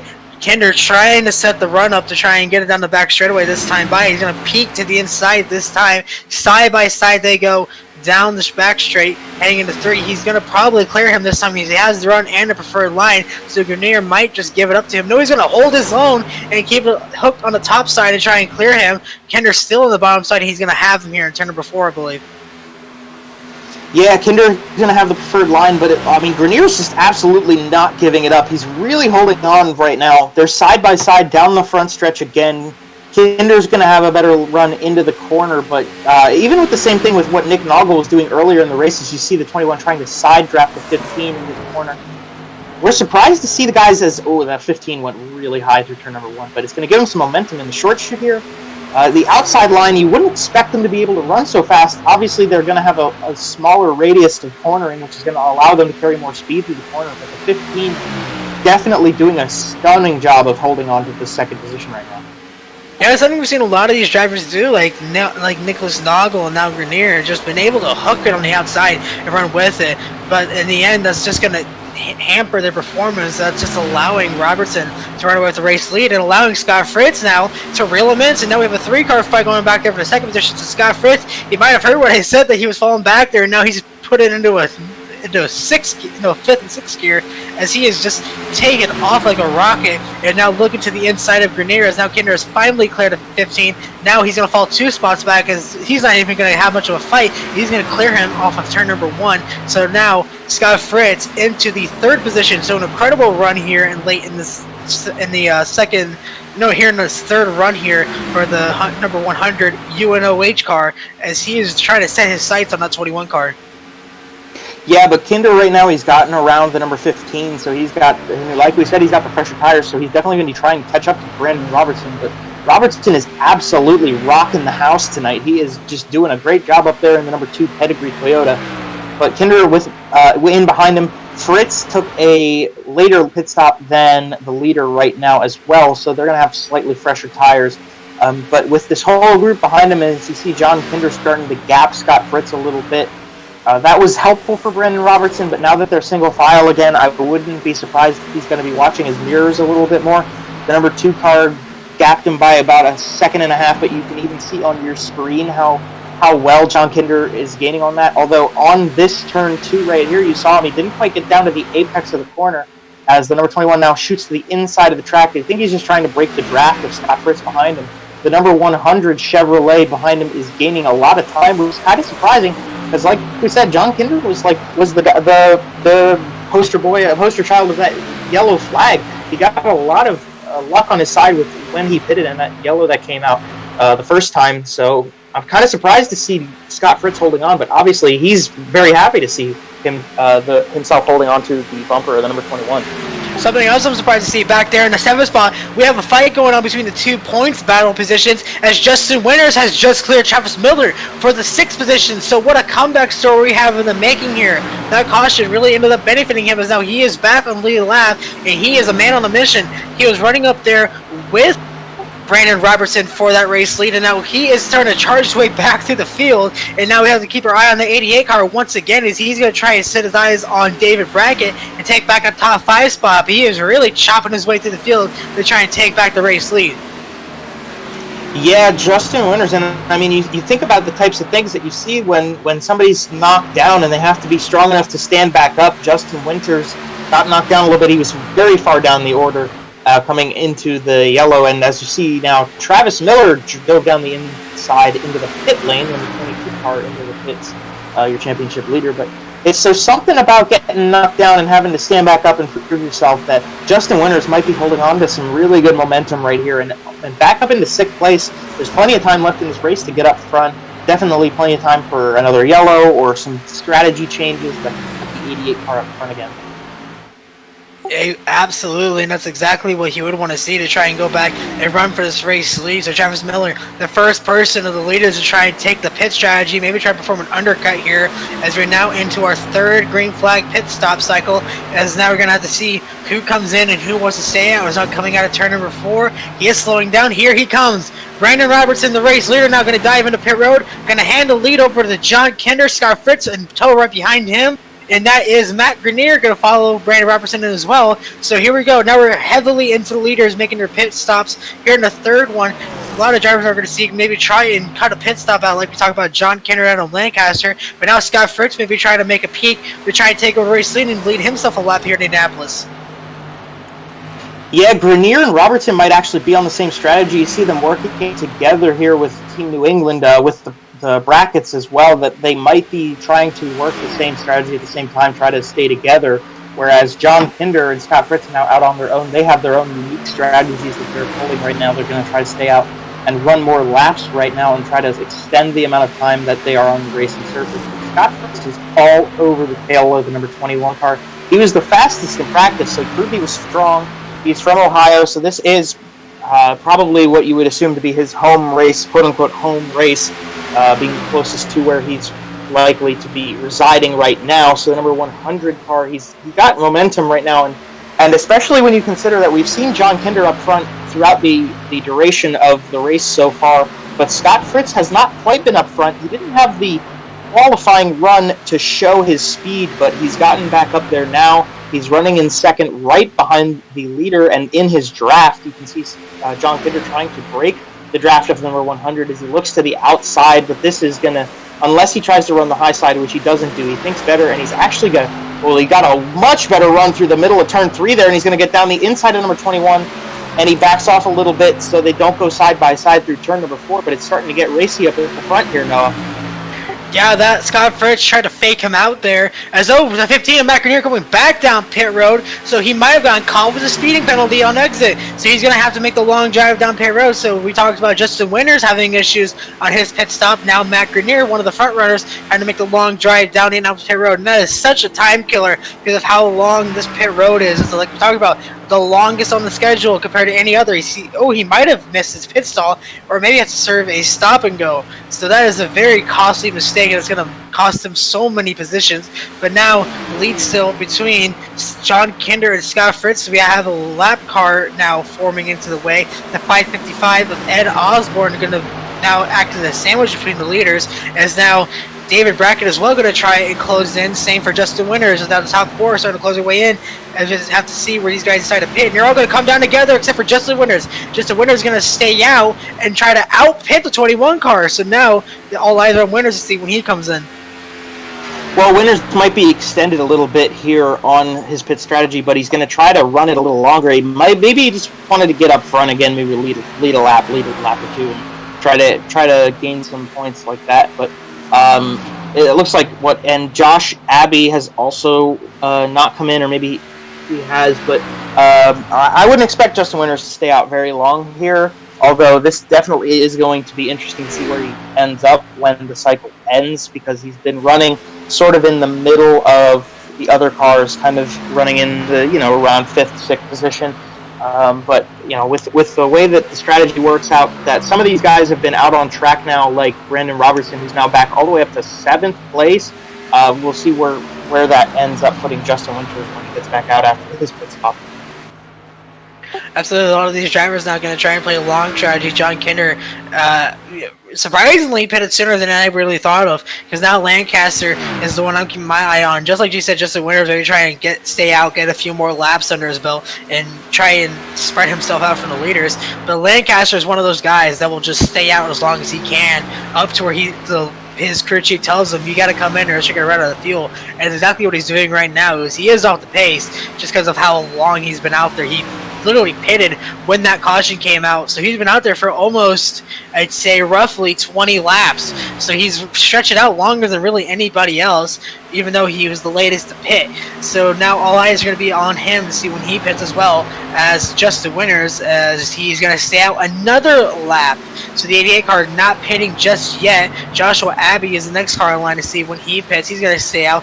Same for Lancaster's going to come in, so now Lancaster's going to prove me wrong. So now the top two are going to be the ones that are going to stretch it out the longest. So just really interesting pit strategy being played out by the top two runners right now. Yeah, definitely interesting to see how this has changed, because Justin Winters was not running long runs before, but now he's trying to do so, as he's going to get passed here by Jack Bauer, who's got fresher tires and got a faster car underneath him, obviously, if he took pit stop already, so he's going to try to gain that one back, and hopefully Justin Winters doesn't give him too much trouble with it, because that's not really what that's all about. That's not worth it for either of the drivers in that duo, and easily past goes the number 48 car through 3 on the north end of the speedway here. Justin Winters staying out. We'll see if he dives in this time. He's up really high on this track, and he's not going to dive in this time. He's going to get passed by another lapped car here, but like we said, you'd expect that with them coming in for tires sooner than he did. He's going to stay out another lap and try to stretch this out a little bit longer, because we talked about you can make it about 20 laps on that's about the max that you can go. So if he can stretch it out about a lap longer, then he's sitting pretty, because he can make it the rest of the way if a caution doesn't come out. So Justin Winters throwing a Hail Mary, throwing a dart at the board to try and hope it sticks. So he's going to try and stick it out just about maybe 5 more laps to put him in the green zone to stay out to the end of the race, because Nicholas Noggle is second in line, and that is 13 seconds ahead of him, so he has nothing to worry about when it comes to fighting for position. So he might just be trying to stay out, and I believe he just said, yep, he's slowing down. He's going to be entering this time. So he is within the window to make it to the end on what the fuel he has. But the question is, can he not make a mistake? He enters under 55 miles an hour, so he's good there. Now, the only question is if he can actually make it, and if we have a caution that'll ruin his chances of it, because the last thing he needs is a caution, because he basically just cut out that last pit stop. Yeah, but another thing about that, with 50 miles to go and 20 laps left on the track, is when he came out of turn number 2, we saw the number 28 of Adam Lancaster come out of the pit lane. So the 28 car stretched it out really long, and if there was a yellow, I would think that the 28 car would be in pretty okay shape. He's going to be running faster lap times now that he is on the freshest rubber compared to Noggle and Robertson, the guys up at the front end of the field. Travis Miller has gotten himself back into third place, so the championship leader as Noggle is slow down the backstretch. Something's going on with the 08 car. He was getting passed by a whole bunch of cars. He's on the apron of turn number 3. I wonder what's going on with the 08 car here. He is clutching. He might have ran out of fuel trying to make it around one more lap to try and stretch it out, and that's going to cost him dearly. You see that nose crunching in, so obviously he hit something out there, but just now what he wants to see is he is going to make it in a pit road. He might be able to make it to his pit box. But yeah, he's going to take the speed penalty because he actually is going to try and slow down to 60 miles an hour. So yeah, he probably will take that speeding penalty just to try and make it to his pit box. But that's basically going to put the nail in the coffin on any chance he has on trying to win this race. So now your leader, once again, Brandon Robertson, who has been so dominant in this race and won his first return back to the series since his win at Richmond, I believe. And now Travis Miller, the reigning winner from Pocono and the current points leader, now trying himself. But now the question is, do these guys have to pit one more time? And if so, where does that put drivers like Justin Winters, who stayed out those extra laps and is in the green to make it to the end? So it's going to be very interesting to see if whether or not that cutting one more pit stop out is going to help him, because he is currently sitting at 20 seconds back off of Robertson right now, which is not what he wants.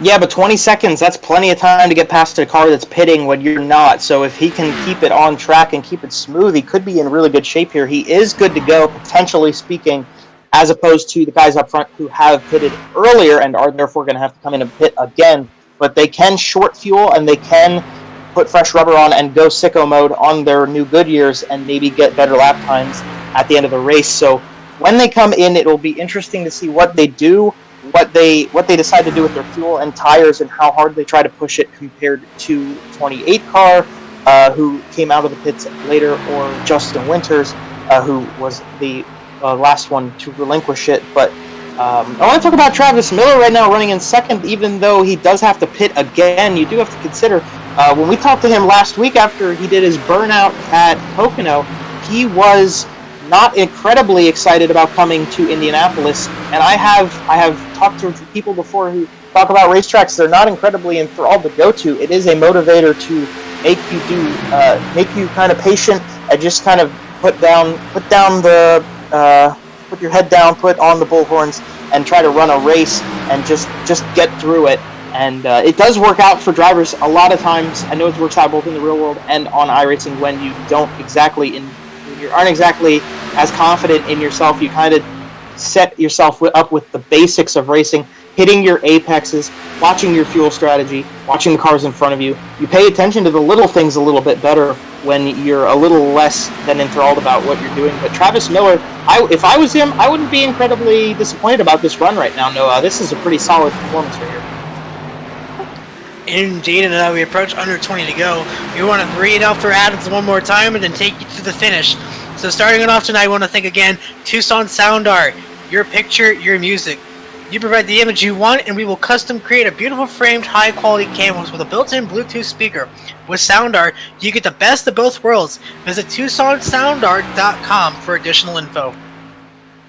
We want to thank the BRP iRacing Series. The BRP iRacing Series is a series run and owned by the Northeastern Big Block Modified drivers, crew guys, and fans. If you're looking to get into dirt racing, or already are, this league is for you. BRP is a fixed setup league that runs 360 wings, sprints, and pro late models. The BRP iRacing Series will be adding the Big Block Modifieds to their schedule,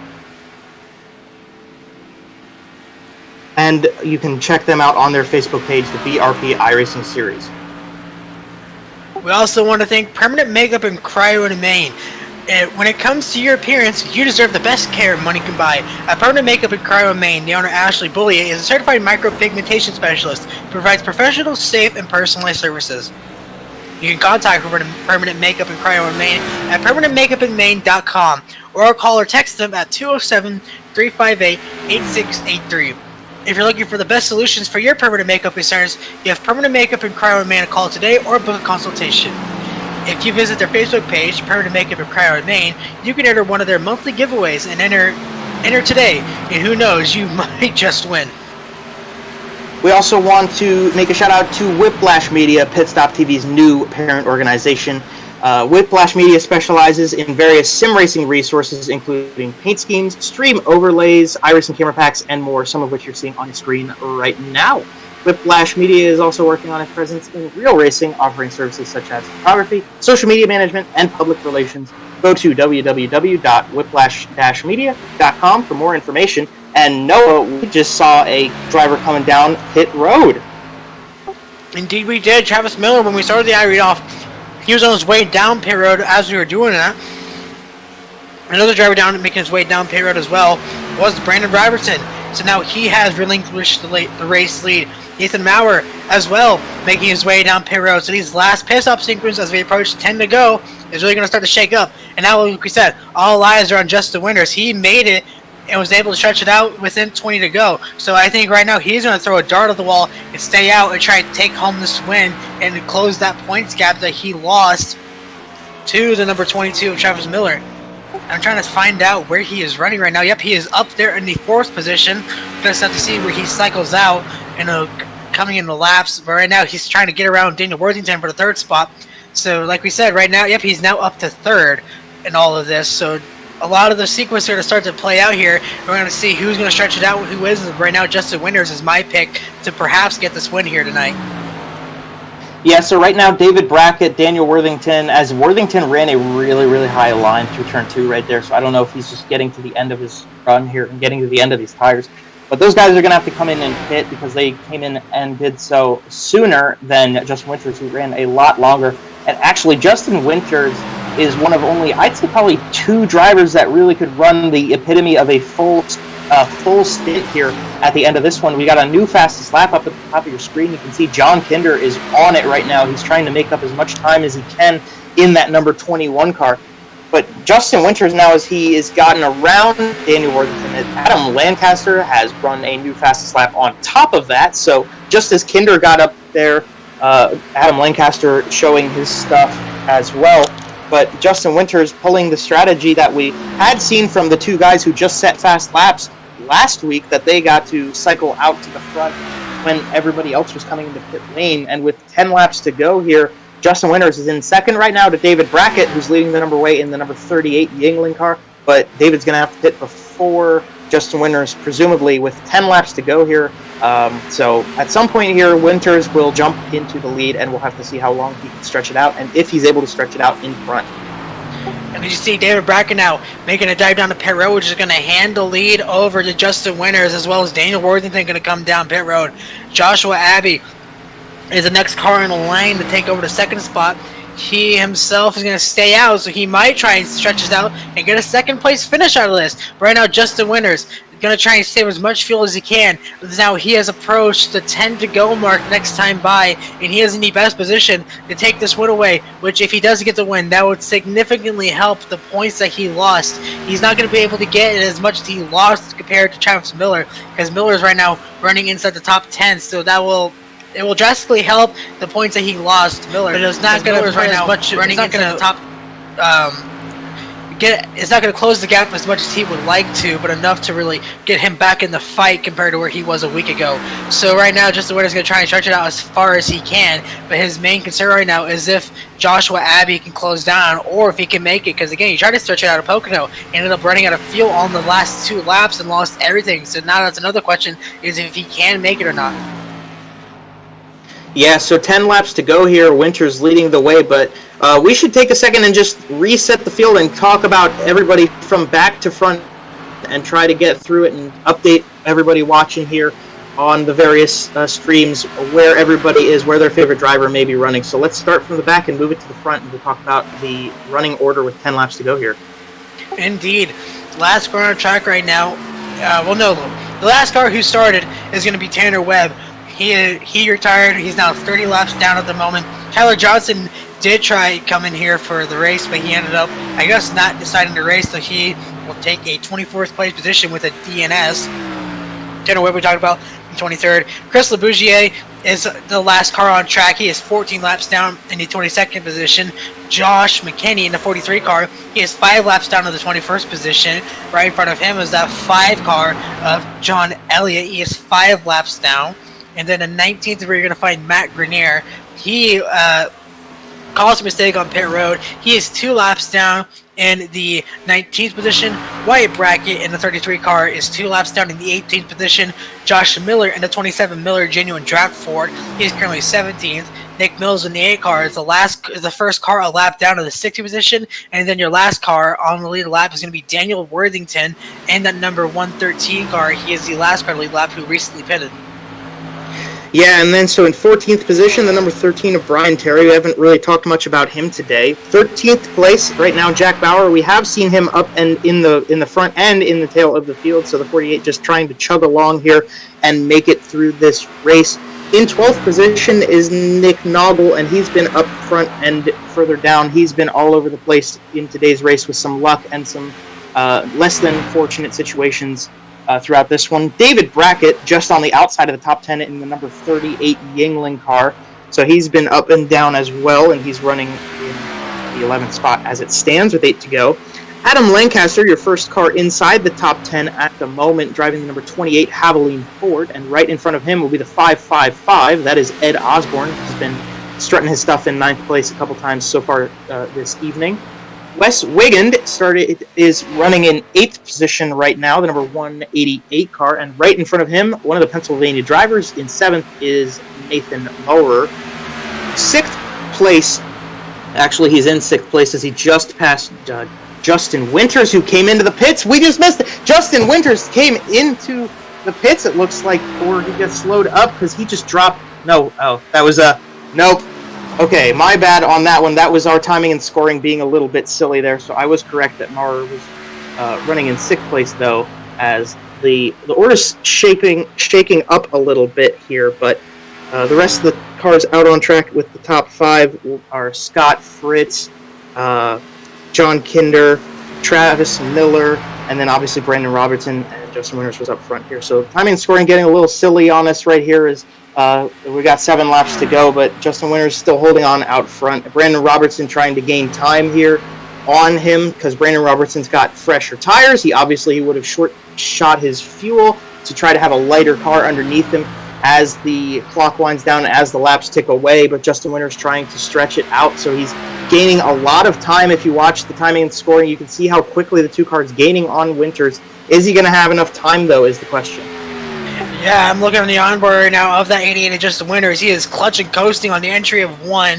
He let it off a little bit more in turn number 2, but right now he is really clutching the entrances of turns 1 and 3. So that gap is going to really close down. It was down to 17 seconds last time, by now down to 14 seconds.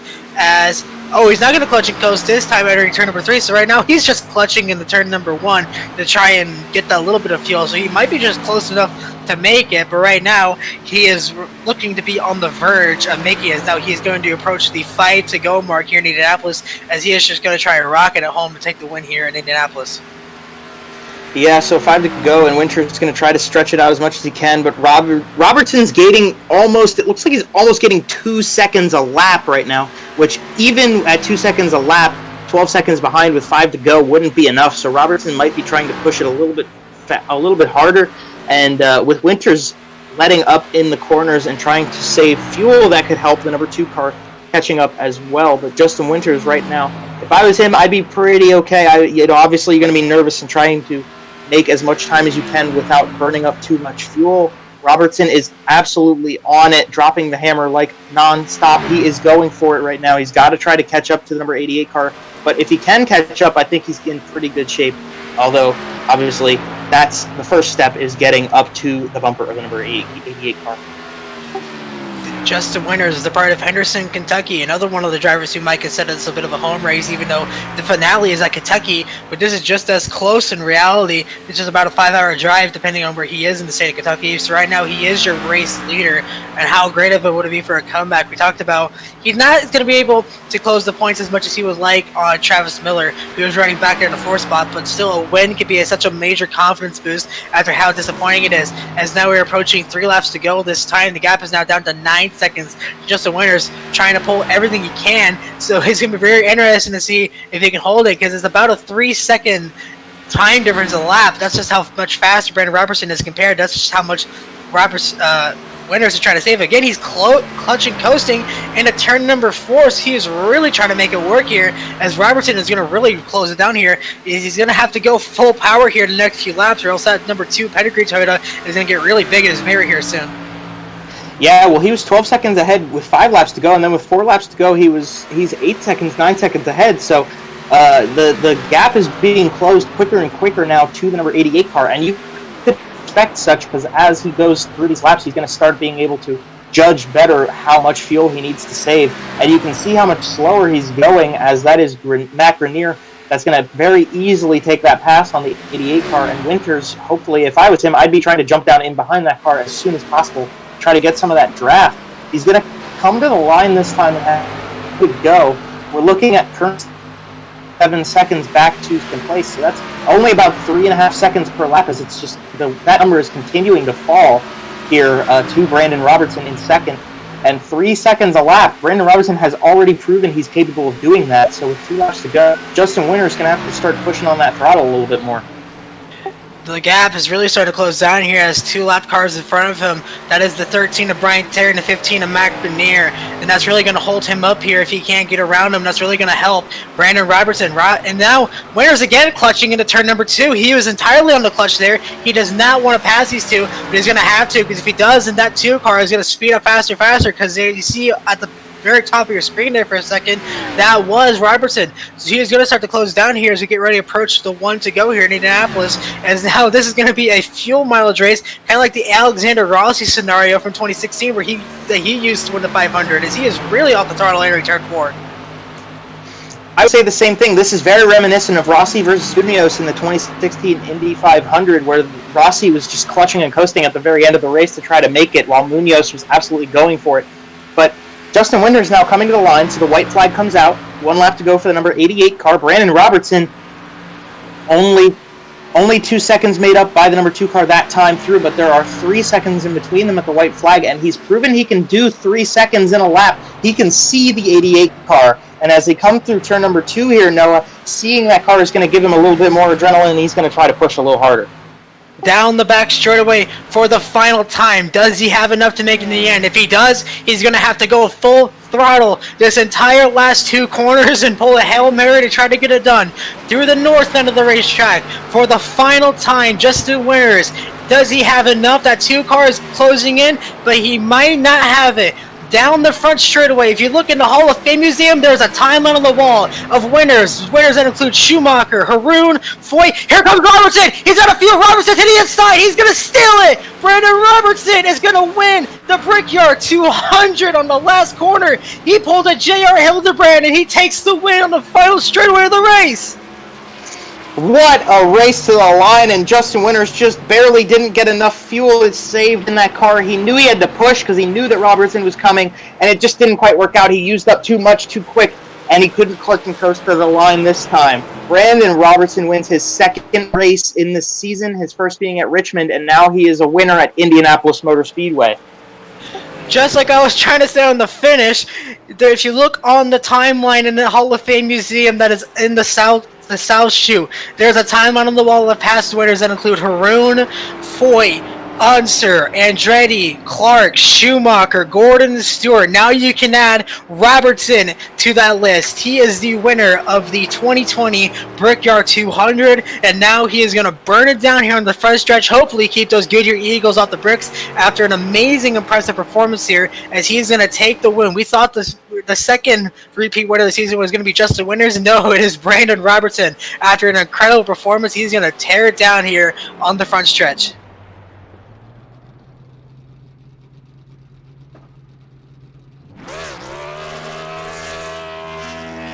Bringing it back a little bit here as he's going to get this one going. But yeah, absolutely earned this one. Brandon Robertson pushed it to the limit and was able to get there.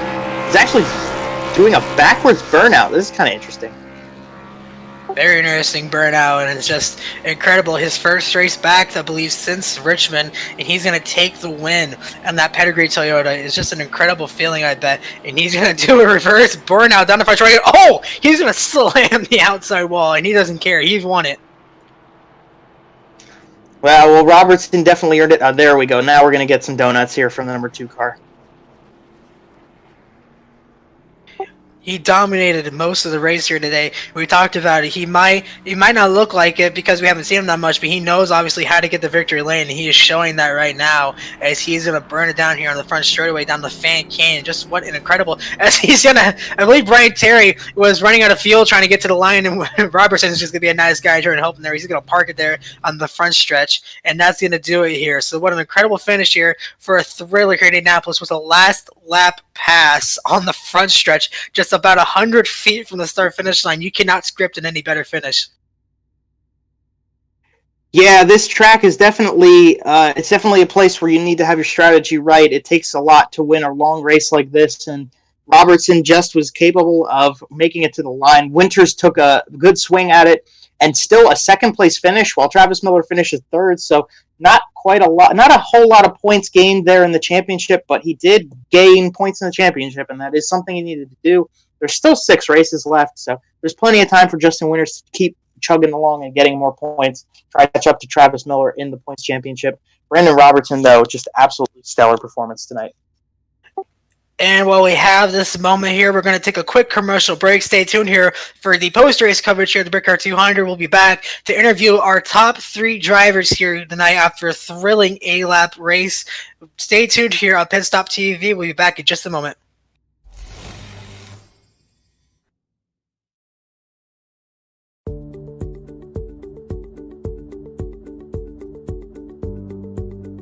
Sound art is a product that is a speaker and it's art. We combine it together and we call it sound art. What makes it so unique that any picture can be your speaker? Sound art gives you the high quality sound without the ugly speaker. This isn't a picture with a speaker, the picture is the speaker. Just imagine your wedding picture uploaded onto a canvas and now it's speaking 10,000 tunes. I mean, it's a very cool concept. What we like so much about it that you can take anything that means something very special to you, upload it on the canvas, have it hanging up in your room, your balcony, wherever you want to put it, and now it's a speaker. I mean, how cool is that? It's something that we have that and no one has. No one has this product. It's just a great gift to give anybody. It's just a neat concept. Around here we say, art never sounded so good.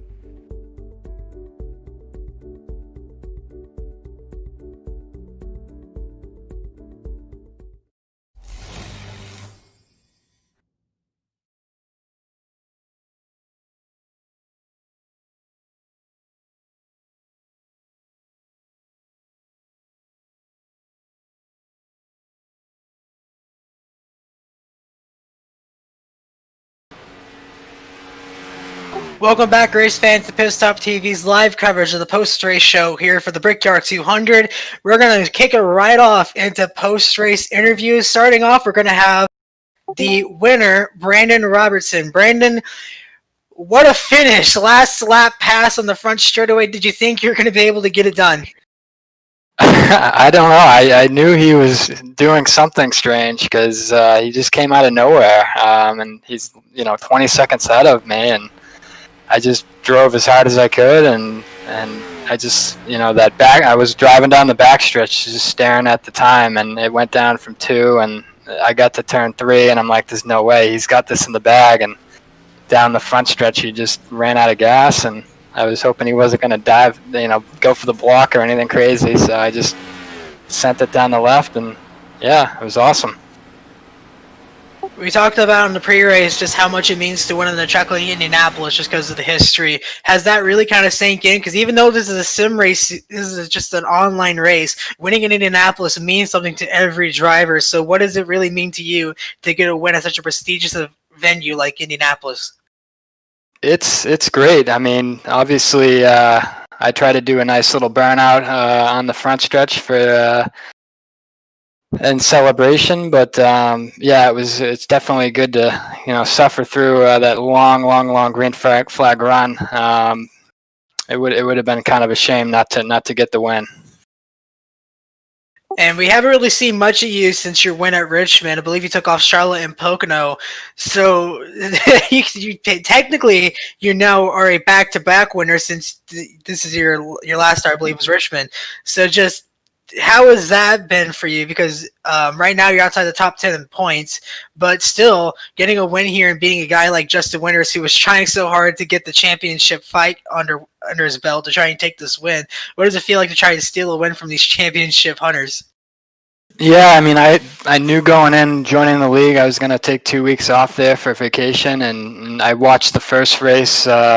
I watched your broadcast at I forget what track, the first one there that I missed, and yeah, the goal was just to come out and try to win. You know, I don't think that I have a chance at the championship unless things get crazy and you know, I keep winning or I keep top 1 or 2ing and you know, they have some bad luck, but we'll try to keep dominating these races.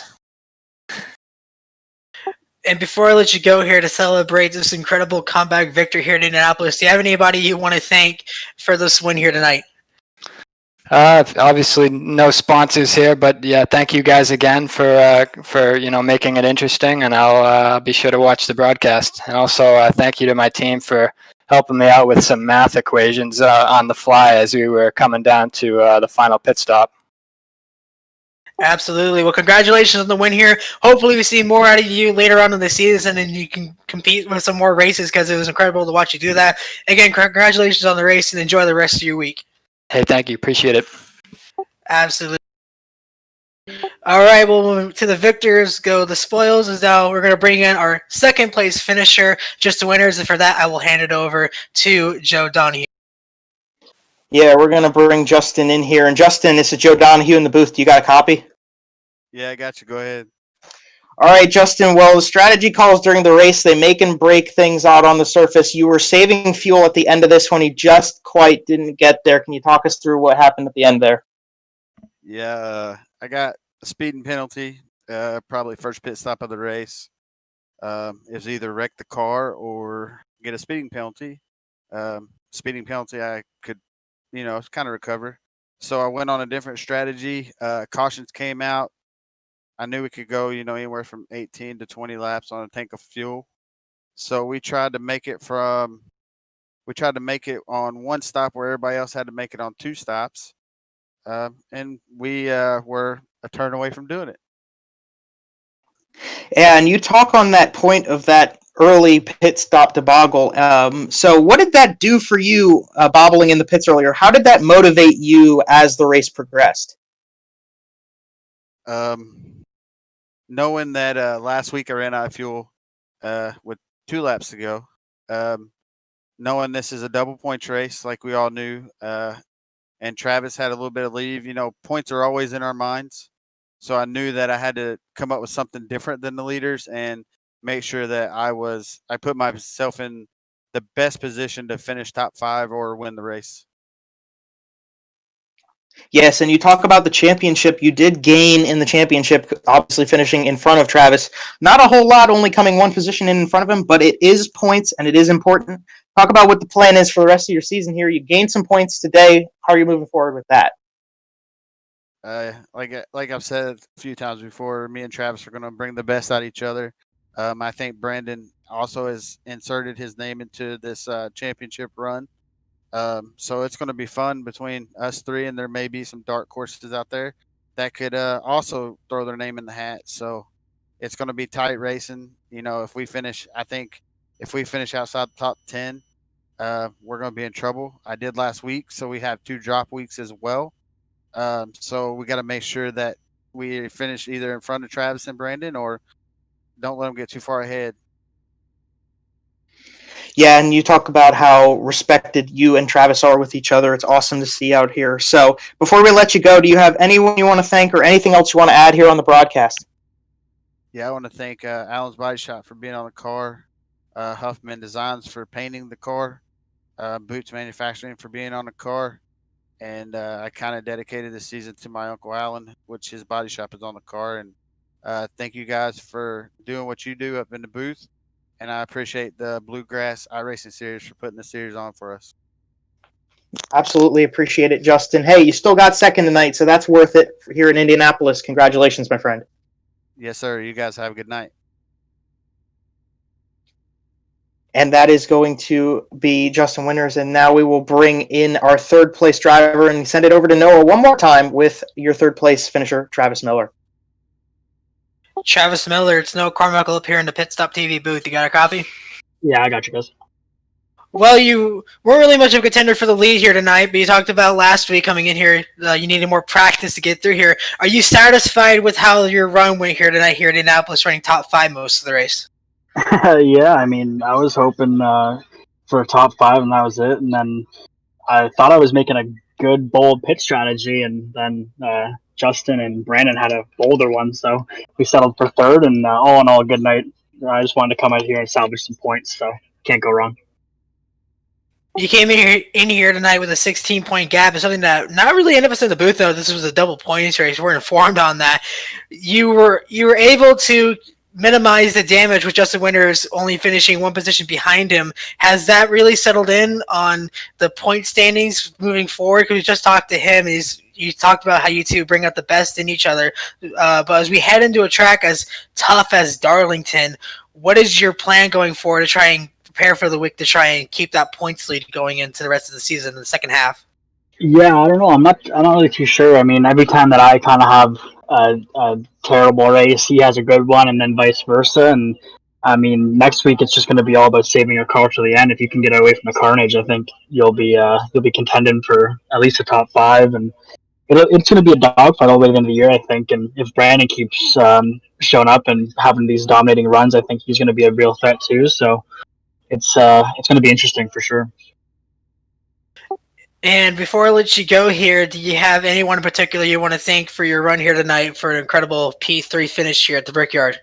Yeah, I just got to thank Johnson's Auto Sales, Precision Auto Clinic, the BRP iRacing Series for all they do for me, and you guys for putting this on, the Bluegrass guys for running the league. I know it caused a lot of headaches, and they do it pretty well, so can't go wrong there. And to Splash and Go Graphics and MDR Designs.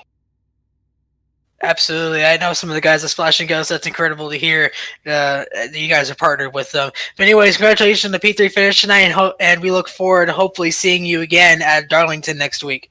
For sure, guys. Thanks. I appreciate it. All right, well, that's going to wrap up our post-race show here. Before we leave, let's do one more run down the running order to close out the night. So as we talked about, Brandon Robertson, your race winner here at the Indianapolis Motor Speedway. He takes home the finish with a 1.4 second gap being the spread between him and Justin Winters. That's just how close it was. Travis Miller going to bring it home. P3, Judd Kinder in 4th. Incredible comeback for him. Nathan Maurer, after his pit incident on the first pit stop, he's going to take it home 5th. Scott Fritz with an incredible finish in P6. David Brackett is going to bring it home 7th. 8th is going to be Ed Osborne, having a really good run here tonight in a 5:55. Adam Lancaster is going to take it home 9th, and rounding out your top 10 is going to be Daniel Worthington. Yeah, and you look back here to 11th place, you had Jack Bauer. 12th place for Nick Mills, so solid performance for him. 13th was Nick Noggle. 14th was Wes Wigand. Joshua Abbey round out your top 15. Brian Terry in 16th position. We saw him just barely make it over the line. 17th for Josh Miller. In 18th was Wyatt Brackett. Matt Grenier ended up in 19th, and your 20th finishing position for Jake Elliott. Josh McKinney is going to round out in 21st, 5 laps down. Chris LeBourgeois, who missed the start, is going to round it out in the 22nd, 15 laps down. Tanner Webb, your really only DNF of tonight. He's going to finish with 41 laps down back in the 23rd place. And then taking a DNS is going to be Tyler Johnson in the 24th place position. Well, Joe, after an incredible run here today, do you have any closing thoughts to take us home as we get ready to wrap it up here at Indianapolis? Well, it's Indianapolis. It is the mecca of motorsports, and the cream rises to the top, and I definitely think tonight we saw that. I think that the drivers who came to the finish at the front end of the field, they earned the position they had. We talked about the issues that not only that our second-place finisher Justin Winters had on pit lane, but also Nathan Maurer, who came home in P5. They had some issues at the beginning of the race, and they knew they had to put on the bullhorns to get to the finish, and they did a good job of doing so. So tonight's race definitely was a driver's race. It was about being smart, being patient, and being in control of your own car, and that's what got us to the finish here. That's what got Brandon Robertson to the finish line first. All right. Well, with that, that's going to conclude our coverage tonight of the Bluegrass iRacing Series Brickyard 200. We at PitStop TV thank you for tuning in and joining us for tonight's action, and we hope you enjoyed tonight's broadcast. Be sure to join us this Friday to watch the McConey Setup Shop Fall Brawl as they head to South Boston, Virginia for their season opener. Be sure to tune in again next Tuesday as Operation E Motorsports heads to the Lone Star State to take on the Circuit of the Americas, and to wrap it off next Wednesday, be sure to join us again for the Bluegrass iRacing Series as they head to South Carolina for Throwback Night live from Darlington Raceway. Make sure to follow us on Facebook at www.facebook.com/PitStopTV/. Also follow us on Twitter at PitStopTV_, on Twitch at twitch.tv/Pit_Stop_TV, and on YouTube by just simply searching PitStop TV. For all of us here in the booth, this is Joe Donahue alongside me on the mic, Trey Shuttlesworth on social media, Jay Paticki on production. I'm Noah Carmichael, and for PitStop TV, we will see you next time. Have a great night, everybody.